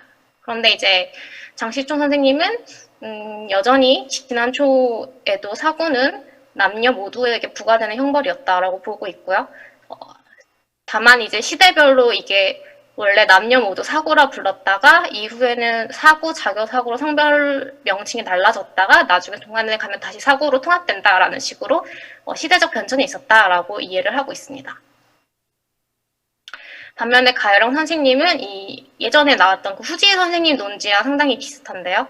역시 이제 남성에게만 부과되었다고 본 점 같고 또 그 근거도 그 후지희 선생님의 논지 전개 방식과 상당히 유사합니다. 그래서 이제 그 가열영 선생님의 논문은 그 예전에 후지 선생님의 논문이 나왔을 때의 문제점, 그러니까 여전히 기존 연구자들이 사구는 여성에게도 부과가 될 수 있다라고 생각을 하게끔 만들었던 그런 문제들, 그러니까 사구가 만들어지는 메커니즘 문제를 좀 다루지 않고 있다라는 한계가 있고, 그 다음에 남성 중심의 이제 신분 체계 안에서 이 사구를 자리매김함으로써, 그러니까 이제 대부나 사후처럼 남자에게만 주어지는 그런 자기랑 이게 좀 괴를 같이 하는 거다. 그렇기 때문에 당연히 여성에게는 사고가 부과되지 않은 것이다. 이런 식으로 이제 설명을 하시고, 이게 나중에 유기형으로 바뀌면서 그런 사고의 의미가 퇴색이 되고 사고 자체보다는 기한 중심으로 이제 형벌 체계가 재편되면서 사고 역시 형도의 하나로 전락을 하고, 이게 나중에 이제 여성 사고, 자겨 사고의 출현과 맞물리는 것이다. 이런 식으로 설명하고 계십니다. 저도 다 동의하는 말이고 다 맞는 말이라고 생각을 하고, 또 제가 예전에 했던 생각들과 굉장히 비슷하다고 생각을 하는데, 다만 이제 굳이 여성 사고를 만들지 않았는가의 문제를 조금 더 깊이 고민해 볼 여지가 있지 않을까라는 게 저의 또 다른 문제의식이었습니다. 그러면 일단 저는 초기 연구자들이 이제 여성 사고가 당연히 있을 것이라고 생각을 하게 만들었던 그런 조문들, 즉 이제 여성 사고를 만들어내는 율령 체계의 메커니즘을 좀 검토해 보고자 합니다. 첫 번째 이제 메커니즘은 구율의 이제 90에서 92간을 통해 간접 과형을 하는 방식입니다. 그 90, 92간을 보면은 유죄 당내 기법 불명 내자 서인 이상 내위 사구 사구 내위 예신처업이라고 되어 있습니다. 여기서 이 기법 불명 내자는 그 법의 내의 명이 명명되어 있지 않은 경우라고 해석이 되는데, 지난 형벌의 부과는 뭐 다들 아시다시피 육형과 신분형이 결합된 형태인데, 그 내형 같은 경우는 귀신백찬 예신조 사구 후 4가지가 확인이 됩니다. 그런데 이제 대부분의 율령 조문은 경위 성단용 하여라, 아니면 내위 예신척하여라, 이렇게 해당 형벌을 굉장히 구체적으로 지명을 합니다. 그런데 일부 조문에서는 경지, 당내 같은 뭐 육형명 구정되어 있기도 합니다. 뭐 이런 것만 있으면은, 예를 들면 내 같은 경우는 그럼 4가지 이 귀신백찬 예신적 사고 후 중에서 뭘로 처벌을 해야 하는가라는 문제가 발생을 하는데, 이때 이제 적용되는 것이 바로 9율 90간 92간이라는 것입니다. 그래서 이제 이 간을 따른다면 여자 서인이 어떤 내지하는라고 규정된 어떤 죄를 범했을 때는 이 조문에 따라서 사구가 될 수 있게 됩니다.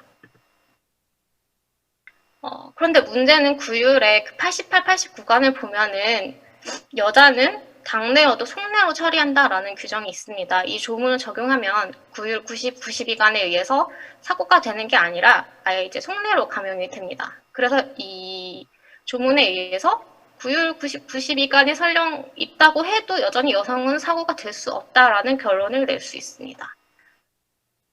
또 망률 158간을 보면은 이 여성이 이미 이제 사전에 망죄를 저질러서 이제 속내가 됐는데 나중에 다시 도망해서 또 속내가 되면은 예처부로 삼아라라는 내용입니다. 이게 원래 망죄는 내형이기 때문에 아마 첫 도망에서 이 지금 위에 있는 구율 88, 89간에 의해서 당내자는 속내이기 때문에 도망한 여자는 내형을 받을 것을 속내형으로 이제 감형을 받았고, 그런데 또 도망을 해서 지금 또 이 도망죄 또 걸려서 또 내형을 받아야 되는 경우에는 이 조문을 이제 하지 않고, 그리고 이제 사구도 아니고 바로 예처부로 삼는다라는 내용이 나옵니다.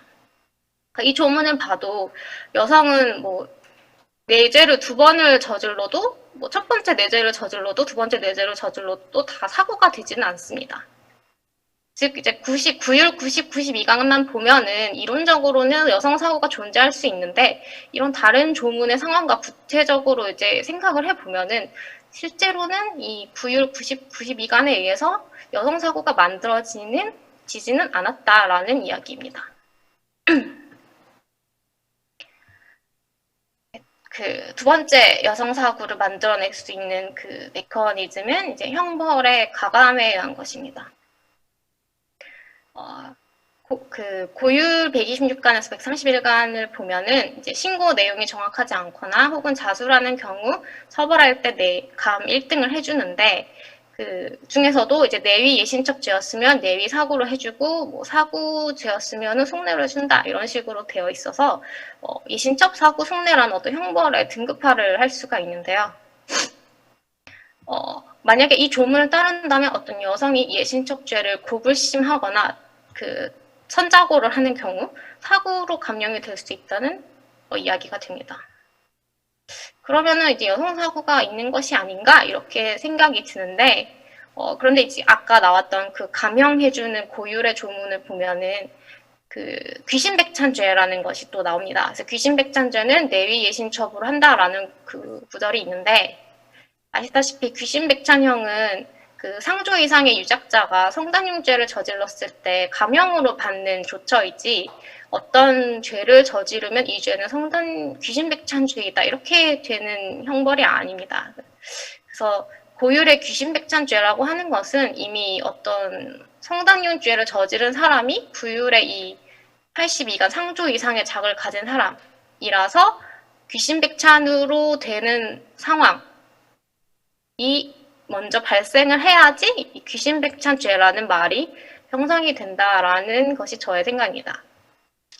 이 사례를 귀신백찬죄의 사례를 생각해 보건대 고율과 구율이 존재할 때 구율이 고율보다 우선 적용이 된다라고 이해를 할 수가 있다면 여성이 내죄를 저지르면 구율의 적용을 먼저 받은 뒤에 고율의 적용을 받게 된다라는 얘기인데 그럼 구율에 의해서 먼저 속내가 되고 그 뒤에 다시 고율의 적용을 받으니까 여신첩죄가 사고로 감형되는 경우는 여전히 여성한테는 일어나지 않는다라는 주장입니다.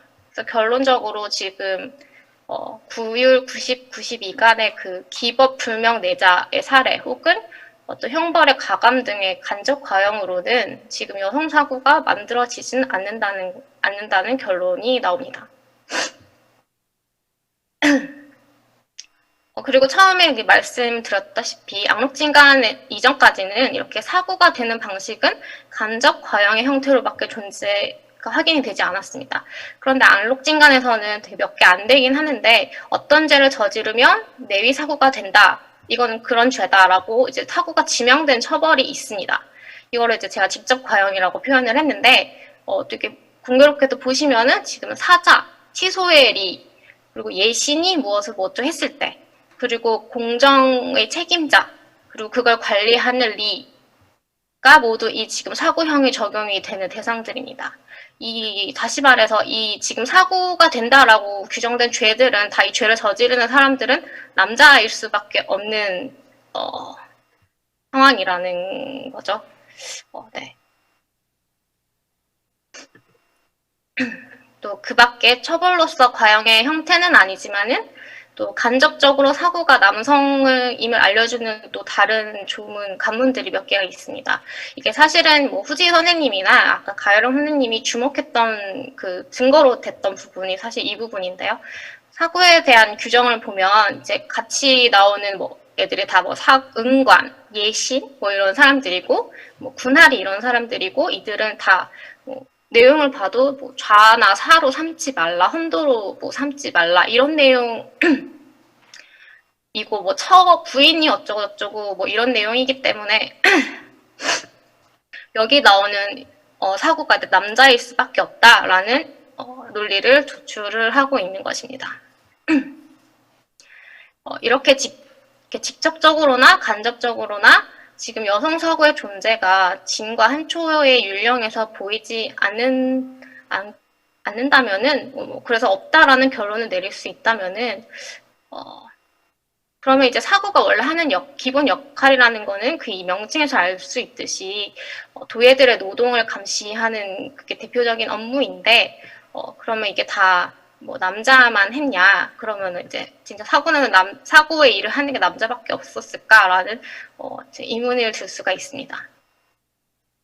그러니까 사고 역할을 하는 여성이 진짜 없었냐라는 의문이 든다면은 실제로 감독을 보면은 성단용 사고, 즉 그 남성형인 성단 사고와 여성형인 용 사고의 존재가 확인이 되어서 용사고 이러면은 당연히 여성일 테니까 그럼 사고 역할을 하는 여자가 있었네. 그럼 용사구가 곧 여자 사고 아니야? 뭐 이런 의문을 또 제기할 수 있습니다. 실제로 초기 연구들에서는 이런 식으로 제기를 하는 논문도 몇 개 봤었습니다. 그래서 근데 이제 성단용 사고라는 것은 원래 성단용이었던 여기서는 사실 성단만 얘기를 하고 있는데 성단이었던 자를 사고가 부족할 때 성단 사고로 만든다라는 조문에서 볼 수 있듯이 용사고는 없지만은 용사구 자체는 지금 다른 관문에서 여러 번 확인되는 걸 보면은 아마 여기에 용사구와 유사하게 만들어졌을 것 같습니다. 그래서 이 사람들은 원래 이제 성단용이었는데 어떤 상황에 있어서 이제 면이 돼서 사고가 된 그 사람들입니다.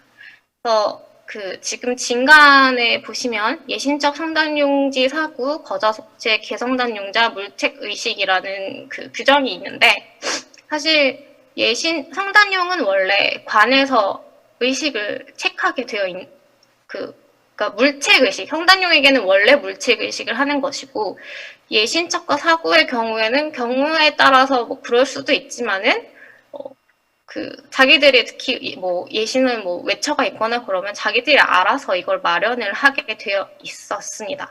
그래서 지금 이 조문을 봤을 때 예신첩에게 물책 의식하라라는 조문은 사실 말이 안 되기 때문에 이 조문을 이제 두고 여러 학자들이 이제 어떻게 해석을 해야 되는가, 어떻게 끊어 읽을까 고민을 많이 했었는데 저는 진희 선생님의 생각에 동의를 해서 예신첩 왜냐면 그러니까 예신첩으로서 거자 속죄를 하거나 개성단용을 하는 사람 그러니까 원래 예신첩은 책 의식하지만 이런 특수한 경우에만 물책 의식을 한다라고 이해를 해야 하고 그렇다면 성단용지 사구 역시 성단용지 사구로서 거자 속죄를 하거나 개성단용을 하는 사람이라고 이해를 해야 한다고 생각을 합니다. 그래서 이 네 가지 경우에는 그 의식을 현관에서 책임져 주겠다 이런 이야기가 됩니다. 그런데 만약에 이 성단용지 사구를 성단용이라고 본다면은 성단용은 근본적으로 거자 속죄를 하거나 개성단용을 할 수가 없습니다. 그래서 성단용지 사구는 분명히 성단용과 다른 존재라고 보아야 할 것입니다. 그리고 이하진간 작도부에도 보면은 성단용과 별개로 성단사구가 이제 같이 이렇게 나란히 나오는 걸 보면은 성단용 사구로 동일한 걸로 볼 수는 없다라는 것이 저의 생각입니다. 그러나 이제 그 성단용 사구의 신분 등급은 여전히 사구보다는 성단용에 가까웠습니다. 제가 생각에는 이 첫 번째로 면해서 사구로 만든다고 했지만은 이 면이라는 게 온전한 신분 이동을 보장을 하지는 않습니다. 그러니까 면 노비 같은 경우는 노는 사속, 비는 서인으로 만들어 주지만은 서인이라 해도 주인의 마음에 바뀌면은 다시 노비로 전락할 수 있는 좀 불안정한 상태인 것처럼 이 사람들이 뭐 면성단 사고가 됐든 면이란 표현이 있지만은 그래도 여전히 성단용에 가까운 불안정한 신분이었다고 생각이 됩니다. 성단용 사고는 또 도망가면 경성단용으로 처벌이 되는데 이는 성단용의 도망죄와 동급이 있고 사구의 도망죄와는 큰 차이가 있습니다. 또 세 번째로 사공의 작도부에 보면은 사공 관할의 도회로서 성단사구, 성단용, 귀신백찬 등이 나열되어 있는데 반면에 이 사공 작도부에 사구는 등장하지 않습니다. 이외에도 다른 도야 병기될 때, 그러니까 그 율령 관문을 보면 항상 대부분 이제 지위 고하나 이런 형벌의 그 경중 순서로 대부분 이제 순서가 병기가 되는데 그 성단용 사고가 등장하는 위치를 보면은 순서상 성단용과 귀신백찬급인 것을 알 수 있습니다. 정리를 하면 성단용들의 노역을 감시하는 여성 도회인 용사구가 분명히 있지만은 이것은 제가 앞에서 다뤘던 그 사구와는 만들어지는 방식이나 실존 그런 어떤 양태 그런 상으로는 완전히 다른 존재였다라는 결론입니다. 또 이런 성단용 사구가 부족하면 예신첩이 대신에 도회 감독을 할 수 있었습니다. 사공의 작도부를 이거는 이제 제가 전체를 가져온 건 아니고 약간 편집을 한 건데 왼쪽은 지금 남성 도회 목록과 숫자가 있고 오른쪽은 지금 여성 도의 목록과 숫자가 있습니다. 그 여기 이제 아까 말씀드렸듯이 성단 사고, 귀신 성단 이렇게 다 각각 적혀 있고요. 지금 여기 보시면 그 여성 도예들이 한 작업을 쭉 적어 놓은 것 중에서 그 3명은 사고 일을 했다라고 적혀 있습니다. 지금 여기서는 이 3명이 지금 여기에 나와 있는 여기는 아마 여성의 그 뭐 용이나 뭐 백찬 이런 사람들이었을 걸로 보이는데 위치상 그 사람들 중에서 이 3명이 어떤 신분이었는지는 확인할 방법이 지금은 없습니다. 그렇지만은 지금 이 위에 성단 사고 없을 때는 예신첩으로 감시를 하게 하라라는 조문이 있었던 걸 보면은 여기 이 지금 사공 소속에 있는 그 도예 중에서 지금 잠깐 개용이나 거자를 하느라 이제 끌려온 예신첩들 그리고 이제 잠깐 창에서 빌려온 예신첩들이 중에서 지금 이 사고를 맡겼지 않을까라는 그런 가능성이 좀 더 크다고 생각은 듭니다. 그래서 지금까지 이제 진한 감독을 가지고 여성 사고는 존재하지 않았고 또 그 역할을 하는 존재는 있었지만 결코 우리가 아는 그 사고는 아니다라는 결론을 냈습니다. 그런데 처음에 그 초기 전기 연구에서 사고의 성발 문제가 제대로 논의되지 않은 이유 중에 하나가 그 문헌에 여성 사고인 자교 사고가 나왔기 때문이라고 말씀을 드렸는데요. 이 문헌서로는 문제의 형법 개혁 이후 그러니까 유기형을 전제로 이야기하는 거라서 엄밀히 말해서 지금 진한초의 상황과는 다릅니다. 그리고 여기서 이 자교사구라는 그 여성 사구 혁명은 이거를 원래 이제 자교사구냐, 사구 자교사구냐, 작교사구냐 어떻게 끊어 읽어야 되는지 어떻게 이해해야 되는지 논의도 있었는데 저는 이런 그 자교사구가 자체가 하나의 혁명이지만 그 안에 그 의미는 작하기를 사고와 같이 하는 존재라는 의미로 봅니다. 이런 표현은 그러니까 오히려 그 전까지 여성 사고는 존재하지 않았기 때문에 그 문제 이후로 모든 형기를 유기화하면서 비로소 남성 사고에 그 상응하는 어떤 형벌로서 그 존재로 그 여성의 자교 사고라는 것을 신설을 했던 반증이 되지 않을까라고 저는 생각합니다. 또 이제 이 문제를 이제 다룬 기존 연구에서는 이 자교 사고 관련해서 그 형법지랑 지금 한국의 내용이 달라서 이걸 어떻게 맞춰야 되나 뭐 설명을 하려고 하는데 저는 이 기사가 가리키는 시기가 서로 다를 수가 있고 특히 이 형법지의 이 구절은 이 기사는 지금 문제가 이 형기를 개혁하는 그 시점에 그 죄인 옥 이결이란 표현이 이미 이제 자기가 이 새로 이제 형을 개혁을 하려고 하는데 지금 그럼 새로운 규정을 반포를 할 때 지금 이미 이 사람은 뭐 완성단을 저질렀으니까 앞으로 죽을 때까지 완성단을 해야 됩니다라고 기존의 그 규정대로 적용된 사람들 그런 사람들에 대해서 어떻게 할 거냐 이제 새 조문이 이 사람들 이미 판결이 그런 쪽으로 났는데 이 사람들 어떻게 할 거냐라는 그 개혁 율령 반포 시점에 있었던 이야기라는 이제 생각이 들어서요. 그러니까 그 시점에 죄인으로 오기 이미 결된 대상에 한정돼서 적용하는 조문이라고 봅니다. 그래서 아마 이때 같이 나왔을 수도 있고, 혹은 이 뒤에 새롭게 이제 앞으로 죄를 짓는 사람들에 관한 거는 점점 또 보완하거나 다른 율령을 만들어서 완성해 나가지 않았을까. 그래서 그렇게 나온 결과물이 한 구위로 이렇게 정리가 딱딱 5세, 4세 뭐 이런 식으로 딱 정리가 된 게 아닐까라는 생각이 듭니다. 그러니까 형법지 내용은 지금 형기 개혁과 함께 자교 사고가 신설될 필요가 있었고, 그래서 뭔가 여성에 한해서 자교 사고 뭐 2년이라든지 뭐 그런 처벌이 새로 생겼거나 아니면은 뭐 실제로 이 당시에만 해도 이 여성 자교 사고 새로 생기면서 사고랑은 좀 하는 일이 좀 달랐다든지 해서 형기를 좀 다르게 했다든지 그런 과도기적인 상황이 있었을 수도 있지 않을까라는 생각을 해보았습니다.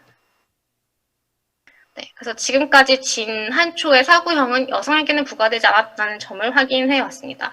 그래서 제가 원래 써서 제출했던 글에는 4호로의 수렴을 의도한 재민지배 체제 하에서 사고는 남성에게만 적용된 작죄의 최말단에 위치한 신분으로 국가 입장에서 비교적 가벼운 범죄는 사고로 저해야 되도록 작체계 안에서 머무르게 하였고, 또 최종적으로 그 후계자를 4호로 만듦으로써 그 임무를 완수하게끔 하였다라는 결론을 내렸습니다.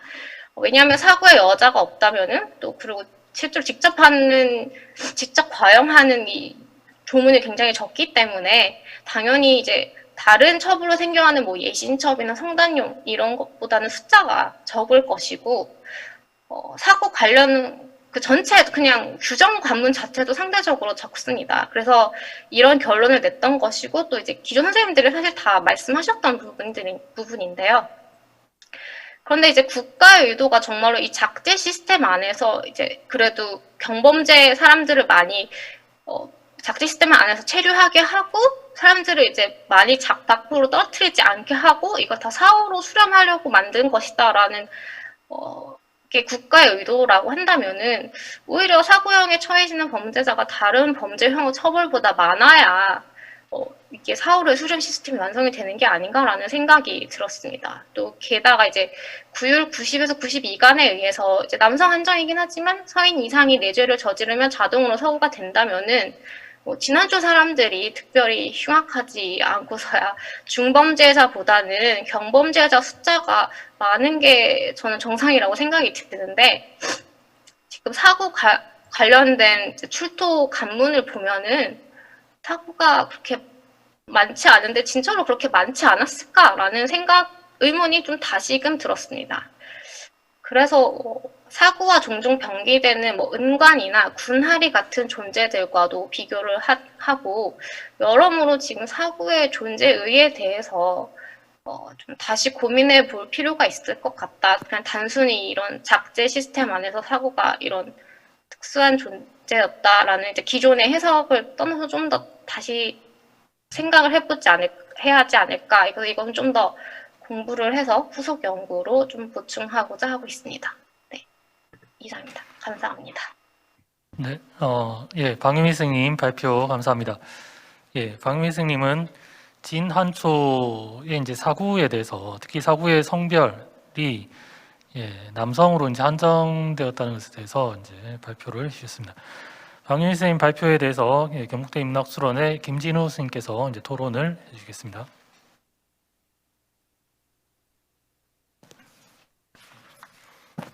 안녕하십니까.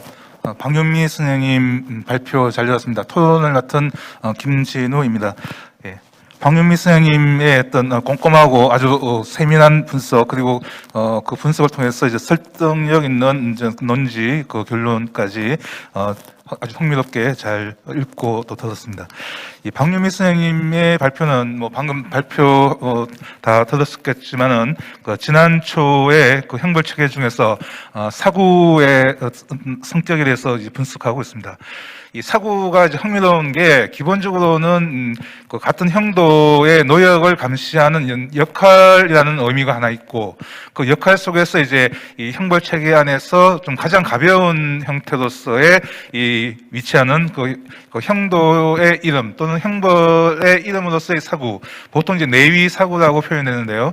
그런 형벌 체계 안에서 했던 존재하고 있는 부분이 하나 있고, 그리고 또 세 번째는 또 율령상에서 이제 이 편호제 또는 작제적인 질서 하에서 가장 말단에서 이제 스스로 가정을 꾸려서 이제 호인이 되고, 또 국가로부터 이제 이 수전을 할 수 있는 그런 신분제의 가장 말단에 위치하고 있는 어떤 신분의 의미도 있다는 거죠. 보통 이 세 가지의 의미가 있기 때문에 기존에도 이제 많은 연구와 또 논쟁들이 있어왔고, 또 박유미 선생님 또 이제 이 부분에 이제 천착을 해서 연구를 또 하신 것 같습니다. 그런데 이제 핵심은 최근의 연구의 핵심은 이 사구에 대해서 남녀 사구가 이제 병칭되고 있다, 또는 남녀 사구의 어떤 공통된 명칭이라고 하는 데에서 이제 이 남성 사구 사고만 있고 여성 사고가 없다라고 하는 이제 성별의 문제에 좀 천착들을 좀 하시는 것 같습니다. 그 중에서 이제 이 박유미 선생님 또 여성 사고는 없다. 그리고 남성 사고만 있기 때문에 그래서 이제 적어도 지난 초의 사고는 이 편호제 또는 작재적인 질서의 가장 말단에서 작재적인 질서라고 하는 게 이제 이 남성으로만 구성되어 있는 어떤 그 질서의 등급이기 때문에 그래서 이제 사고가 그 작재적인 질서에 위치하려면은 남성만이 존재한다. 라는 이제 그런 연결점에서 이제 특히 이 사고가 만들어지는 어떤 형벌의 그 사고가 만들어지는 그 메커니즘을 이제 주로 분석을 해서 여성 사고가 만들어질 수 없는 어떤 그 율령의 메커니즘을 이제 중점적으로 이제 분석을 하고 있습니다. 상당히 꼼꼼하고 또 읽으면서도 상당히 난해하면서도 이제 어떻게 이렇게 그 율문과 율문을 대조해서 잘 분석을 하고 있을까라고 상당히 이제 흥미롭고 또 감탄을 하면서 이제 발표문을 읽었습니다. 자, 뭐 이런 정도의 어떤 핵심되는 내용 안에서 몇 가지 이제 뭐 여러 가지 어떤 내용들을 보면은 최근에는 이제 이 남성 전용의 또 사고라고 하는 이쪽 부분이 좀 더 설득력을 갖추는 것 같기도 합니다. 뭐 저도 상당히 이제 그쪽으로 많이 넘어가다가도 조금 고개를 좀 가우껴드릴 수 있는 의문이 드는 몇 가지 점을 박유미 스님께 이제 약간 반대 토론을 위한 뭐 이 질문을 좀 드리고자 합니다. 뭐 토론문을 보시면은 첫 번째 질문이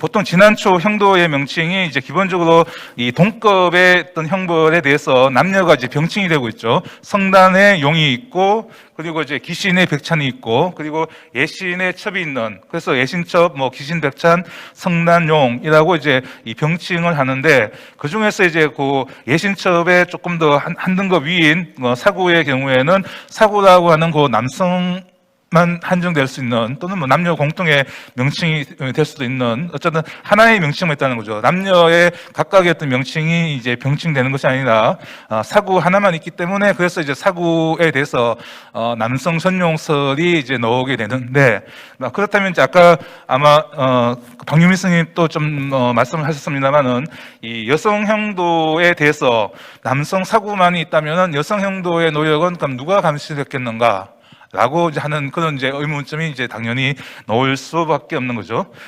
그래서 만약에 남성 사고가 여성 형도의 노력을 감시하지는 않았을 것인데, 당연히 이제 여성의 어떤 감시자가 여성의 어떤 형도를 감시를 했을 것인데, 이제 그에 대해서 이제 인용할 수 있는 뭐 내용이 보통 이제 세 가지가 있죠. 하나는 용사구라고 하는 존재가 하나 있고, 아까 이제 박유미 선생님이 또 보여주신 뭐 사료 안에서 예신첩의 예첩이 이 사고의 역할을 대신할 수 있다라고 할 때요, 예첩. 그리고 이제 세 번째가 한나라 문제 형법 개혁 이후로 이제 전한 중후기에 나타나는 자기어 사고라는 존재, 한 세 가지 형태로의 여성 감독자가 여성 형도의 노력을 감시할 수 있다라고 할 수 있는데, 그래서 이제 제가 그 중에서도 특히 용사고의 존재도 한번 감안을 해봐야 되고, 근데 용사고라고 하는 게 이제 성단용, 용의 어떤 노력을 감시한다면 용 이상의 뭐 애첩이라든지 뭐 그 이상의 어떤 여성 형도는 또 누가 감시할 것인가라고 했을 때에 이 박유미 선생님은 이제 문제 형법 개혁 이후에 이제 전한 중후기의 사례라고 이제 이렇게 이야기를 하고 계시지만은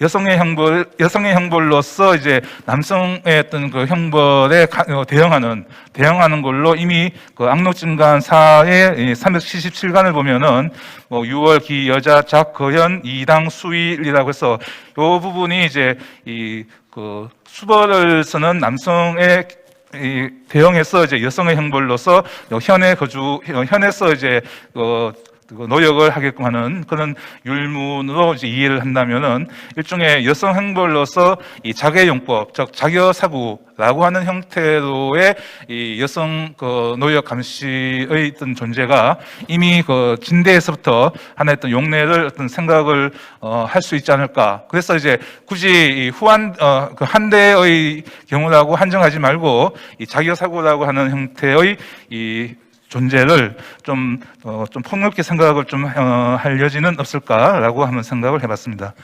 그리고 이제 그 두 번째로 넘어가게 되면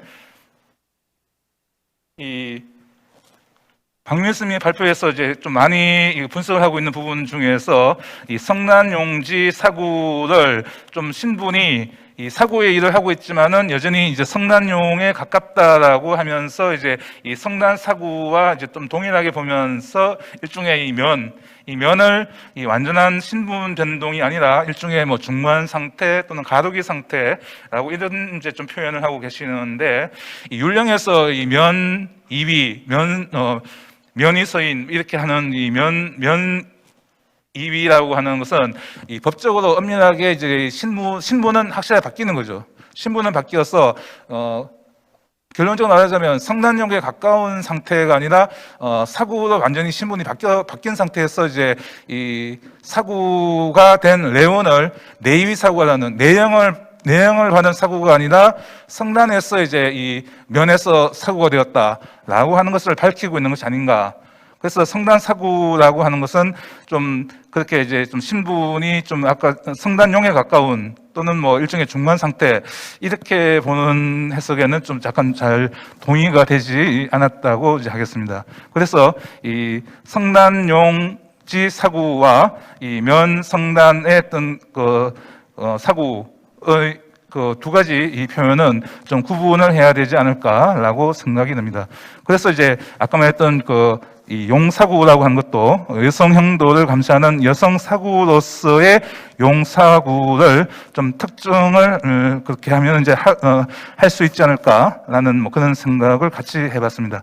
물론 이제 이것이 이거는 성난용에서 이제 그 레온에서 사구가 된 존재이기 때문에 이 내위 사구에 여성이 존재했다라고 하는 것을 반증하는 것은 아니다라고 하는 부분도 역시 마찬가지로 언급을 해두겠습니다. 시간 관계상 이제 그 뒷부분은 뭐 좀 부연하는 설명이고요. 세 번째는 그 발표문을 보면은 이제 이 자기와 사구에 대한 이야기를 분석을 하시면서 그 형기가 왜 뭐 사고와 달랐는지 뭐 설명 가능하다라고 하면서 그 설명의 어떤 앞뒤 부분을 좀 읽어보면은 대체로 이제 형기가 이제 사고는 1년형이고 여사고 뭐 2년형 이렇게 되어 있는 부분이 이 설명이 좀 잘 이해가 안 되어서 좀 보충 설명을 부탁을 드리고요. 그리고 발표문에서 이제 작하고 이제 끊어서 여사고로 이렇게 끊어 읽고 있는 부분에서 실제 제가 좀 용례를 한번 보니까 이제 서북 한간에 그 한 대에 내위 사구, 자기여 사구라고 하면서 이제 남녀 사구가 이미 그 한 대에 이 병칭되는 그 용례가 이제 아래쪽에 현천한간 또는 도낭한간, 거현신간 등등의 이제 몇 군데에 용례가 이제 병칭되고 있어서 어떤 혁명으로서는 굳이 이렇게 뭐 끊어 읽지 않고 그냥 그 자기여 사구를 이렇게 하나의 어떤 남녀 사구를 병칭한 것으로 그냥 이해를 해도 무방하지 않을까 생각이 들었습니다. 뭐 발표문을 뭐 이미 보셨겠지만은 그 박유미 스님의 어떤 그 발표에 대해서 이 정도 토론의 어떤 질문을 드리면서 토론을 마무리하겠습니다. 이상입니다. 예. 네, 예, 토론해주신 김지훈 선생님 감사합니다. 네, 박윤 선생님 짧게 간단하게 답변 부탁드리겠습니다. 네, 제가 정말 논문을 정신없이 썼는데 읽고 토론해줘서 정말 죄송하고 감사한 말씀을 드리고 싶습니다.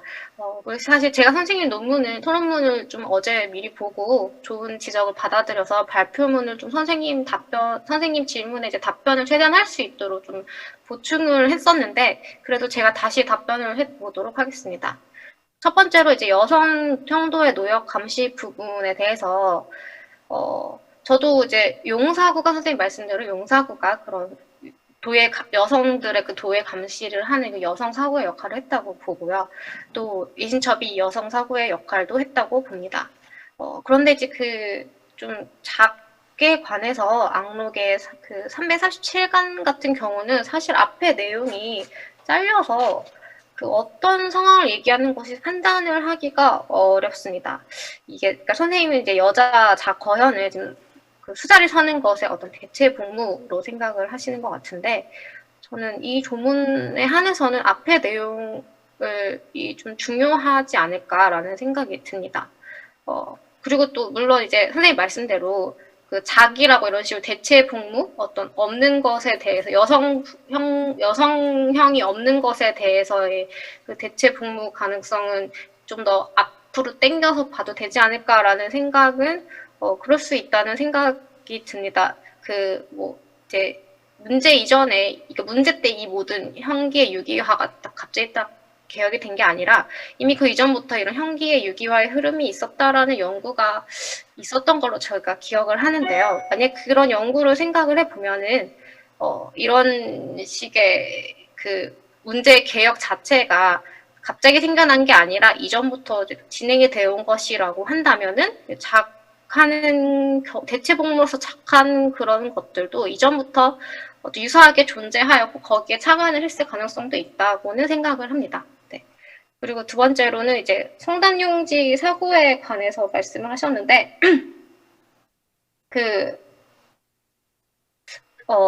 제가 생각했을 때는 성단용지 사고, 최소한 이 조문에 한해서는 왜냐면 성단용은 기본적으로 그 물책 의식을 하게 되어 있고, 그리고 성단용은 자기가 자형을 받거나 할 수가 없고, 왜냐면 재산이 없기 때문에요. 그러니까 그런 형벌을 받을 수도 없고, 자기가 성단용이기 때문에 개성단용이 될 수도 없습니다. 그런 의미에서 이 성단용지 사고는 사고라고는 저는 성단용이라고는 저는 볼 수 없다고 생각을 하고요. 근데 오히려 저는 선생님 지적을 받고 이 성단용지 사고는 그냥 성단용 사고와는 다른 그냥 사고에 오히려 가까운 사고를 얘기하는 게 아닐까라는 생각도 오히려 들기는 했습니다. 왜냐하면 지금 이 여러 가지 조건상 이거는 이제 성단용일 수가 없기 때문에 오히려 사고가 개성단용을 하게 되거나 그러니까 자기가 원래 의식을 책임져야 하는 사고가 개성단용을 하거나 거적책을 해야 하는 경우에는 그런 사고에게는 이제 예신첩이랑 비슷하게 그 의식을 물책한다라는 조문으로 보는 게 오히려 문맥상으로는 더 맞고, 그래서 성단용지 사고와 성단용 사고가 다른 존재라고 분리를 해야 된다면 저는 오히려 성단용지 사고는 사고로 봐야 하는 게 맞다는 생각이 오히려 전 선생님의 그 지적을 보고 이제 생각이 들었습니다.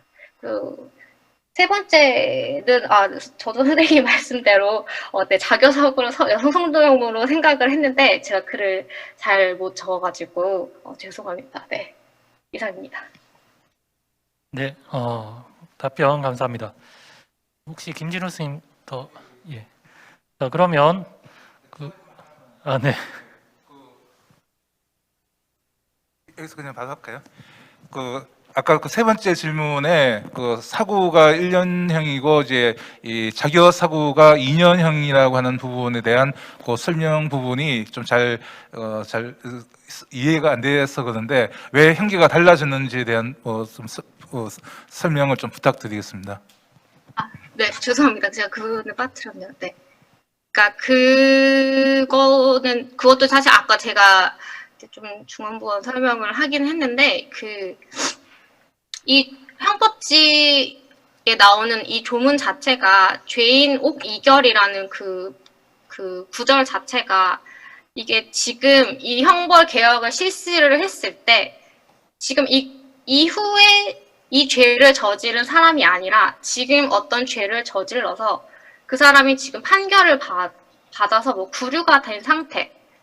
그런데 이게 갑자기 율령에 도착을 하게 새로운 율령에 도착을 하게 되면은 그러면 이 사람들을 어떤 시점으로 다시 적용을 해야 할까? 그러니까 새로운 율령이 왔으니까 이걸로 적용을 해야 되나? 아니면은 이미 예전에 이 사람 범죄를 저지른 시점은 예전이니까 그걸로 적용을 해야 되나라는 그런 이제 그런 문제가 발생할 수 있기 때문에 특정 시점을 죄인 혹 이결이란 시점을 딱 찝어서 이런 경우에는 지금 이런 상황인 대상에 한해서는 이렇게 해라라고 하는 좀 이제 특정 대상을 얘기를 하고 있고 특정 시점에 특정 대상을 얘기를 하고 있는 게 아닌가. 오히려 그리고 반대로 한 구의 같은 경우는 이런 시점이 다 지나고 이런 개혁이 다 완수가 되고 많이 완성이 되고 보완이 된 다음에 좀 5년, 4년 이러고 뭐 성단용 쭉쭉쭉 이렇게 좀 체계가 만들어진 다음에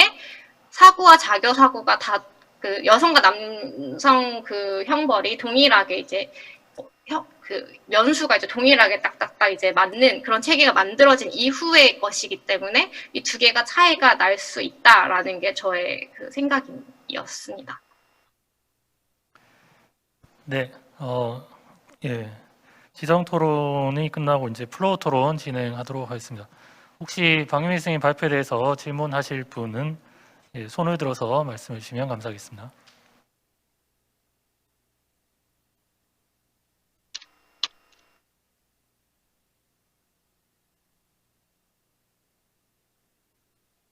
네, 임병덕 스님 혹시 손 드셨나요?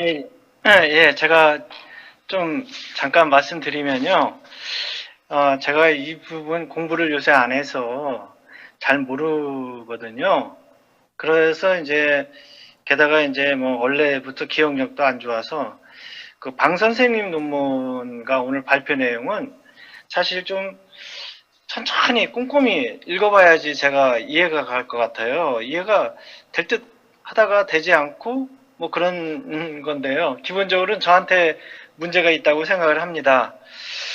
그런데 이제 진환율에 보이는 사구라고 하는 그 개념은 제가 그냥 판단할 때는 성단용이나 예신첩이라든가 기신백찬과 같은 그런 형도와는 전혀 다른 개념으로 나오지요. 그래서 뭐 거주를 우선 성단용이라든가 예신첩, 기신백찬하고는 거주지가 달라요. 다르고요. 또 가족도 있잖아요. 거기 보면은 우리가 예상하지 못했던 거잖아요. 2년 1년 이전에는 이 사구가 가족이 있다라는 거. 그리고 이제 사구의 자는 또 사오가 되나요? 사오가 되는 것 같죠. 그러니까 이건 형도와는 개념이 다르다. 저는 그래서 왜 그 사구를 갖다가 왜 성단용 남자 죄인, 여자 죄인, 예신첩, 남자 죄인, 여자 죄인 이런 식으로다가 안 만들었느냐. 그럼 이제 사구가 죄인하고 다르기 때문에 오히려 그보다는 이제 서인, 사오, 공졸 이런 쪽에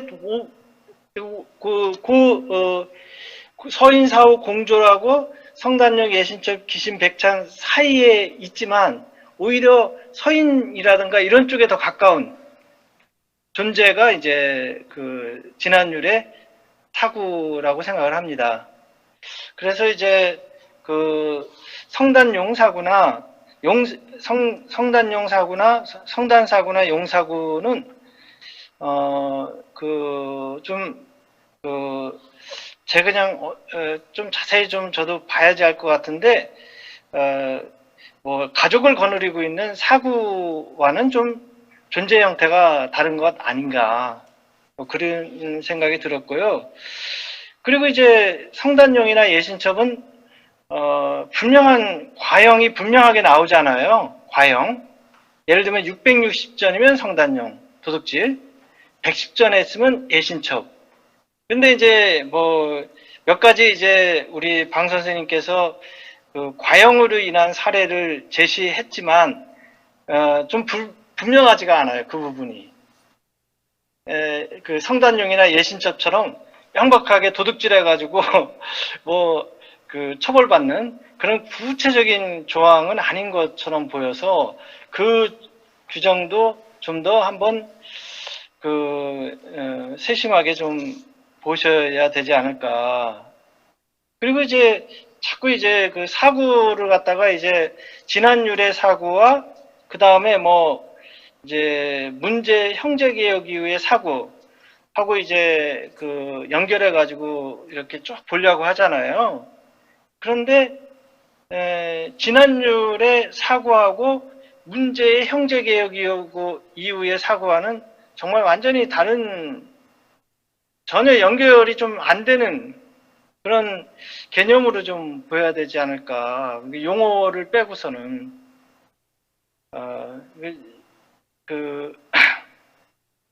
예를 들면 이제 이 그 문제 형제 개혁이라는 게 종신에서 형기가 있는 걸로, 그 다음에 가명이잖아요.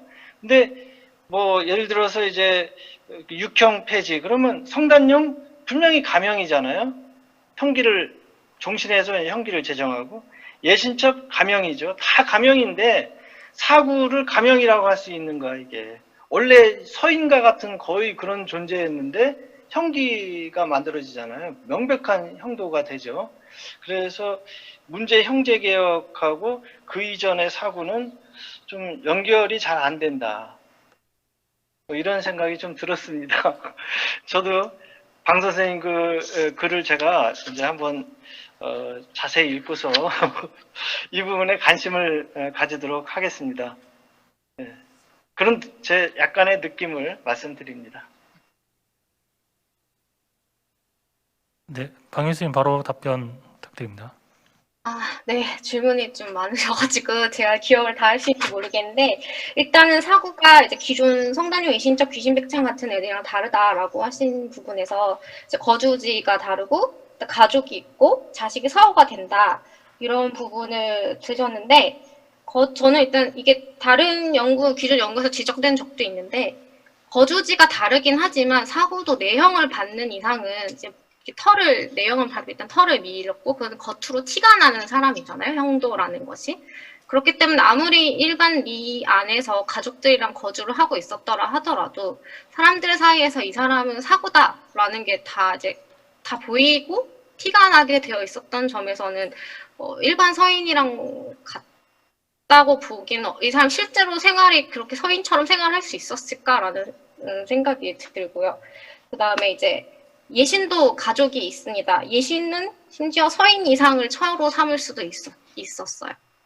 그리고 또 사고의 자식이 사후가 되기는 한데, 제가 그 조문을 못 찾았는데, 그 자식이 사후가 되기는 하는데 대신에 미가 되지 못하는 어떤 그런 차별 규정이 있어요. 사구의 자식은 사후라고 해도 이게 이제 뭐 3대 가서 이제 3대 가서 완전하게 사후로서의 역할을 하죠. 2대 때는 안 되고. 그거는 이제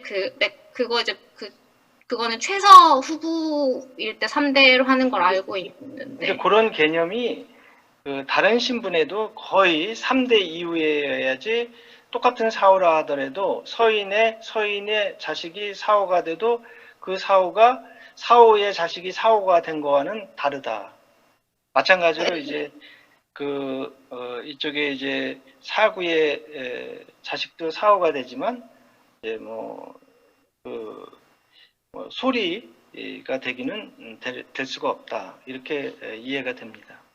그러니까 그래서 거기 나오는 그때 이제 같이 이제 이런 사람들의 자식들은 리가 될 수 없다. 리가 될 수 정확히 기억이 안 나는데, 그런 이제 불이익을 받는 존재들을 보면은 제 기억에는 수인, 그 다음에 포로 로자 쓰는 로들, 뭐 이런 몇 개의 그런 나란히 있는 그런 사람들의 존재가 있습니다. 그래서 그 존재들을 같이 나란히 봤을 때 이 사고의 신분이 진짜로 서인에 가까운 존재였던 건지, 아니면 그러니까 자식이 사후가 되지만 그 자식이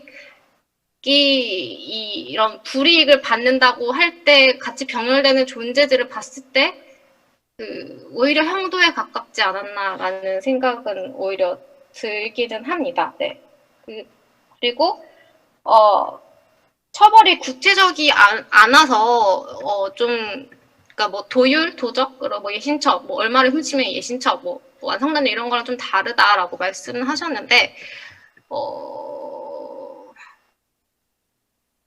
그 조문에 보면은 예신이 만이에게 넘어가서 성읍으로 반란을 일으키려고 하고 어쩌고저쩌고 해서 좀 굉장히 제가 느끼기에는 구체적인 죄를 짓고 거기에 대한 처벌로서 사고가 부과가 되고 있어서 저는 그 부분이 이제 너무 조문이 적고 그 조문의 내용이 조금 말씀하셨듯이 이렇게 좀 짧고 간명하고 이렇게 등급화가 되는 게 아니라 좀 구질구질하게 설명을 하고 있어서 좀 다르다고 느끼실 수는 있을 것 같은데, 근데 예를 들면 수호지 진간에는 굉장히 그런 또 조문이 반대로 많잖아요. 그런 어떤 이런 뭐 특히 리를 대상으로 할 때 리가 이런 잘못을 저지르면은 뭐 어떻게 한다 이런 식으로 하는 게 있어서 저는 그 처벌이 구체적이지 않은 것에 대해서 다른 형벌과는 다르다라고 하는 부분은 너무 그 조문이 적어서 좀 그렇게 생각을 하기 어렵지 않나라는 생각이 듭니다. 네. 그리고 네. 이제 그 마지막으로 문제 개혁 이후로 그 문제 개혁으로 완전히 바뀌고 나서 이렇게 완전 다르게 봐야 되지 않느냐. 사고는 오히려 형기가 생기면서 그게 더 좋아진 거냐. 오히려 형도로 전락한 거다. 실제로 그렇게 해서 형기가 생기면서 형도로 전락했다라고 그 가여령 선생님이 논문을 그 요지가 그런 논문이기도 했는데요. 그러니까 결과적으로 그렇게 된 거지. 저는 이제 문제 개혁이 이루어졌을 당시 그리고 뭐 최소한 전환 초중기에 그 개혁의 여파가 아직 있고 그 우리가 후대에 알고 있는 한 구의 같은 거에 나오는 유기형의 완전한 체계가 만들어지기 전까지는 좀 여러 가지 과도기적인 게 거쳐가지고 그렇게 된 거지. 그 문제 개혁 이후 된 시점부터 그 이전의 사고와 이후의 사고는 완전히 별개의 존재다라고 얘기는 하기는 어렵지 않을까라는 생각이 듭니다. 예, 알겠습니다. 우리 방 선생님 그 발표한 글을 제가 나중에 제가 잘 모르니까 자세히 한번 읽어보겠습니다.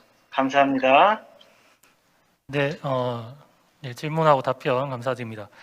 예, 더 질문하실 분이 많이 있으시겠지만 지금 이제 시간이 많이 지났기 때문에 예, 두 번째 발표는 이제 여기서 마치도록 하겠습니다. 예, 발표와 토론을 맡아주신 두 분 선생님께 감사드립니다.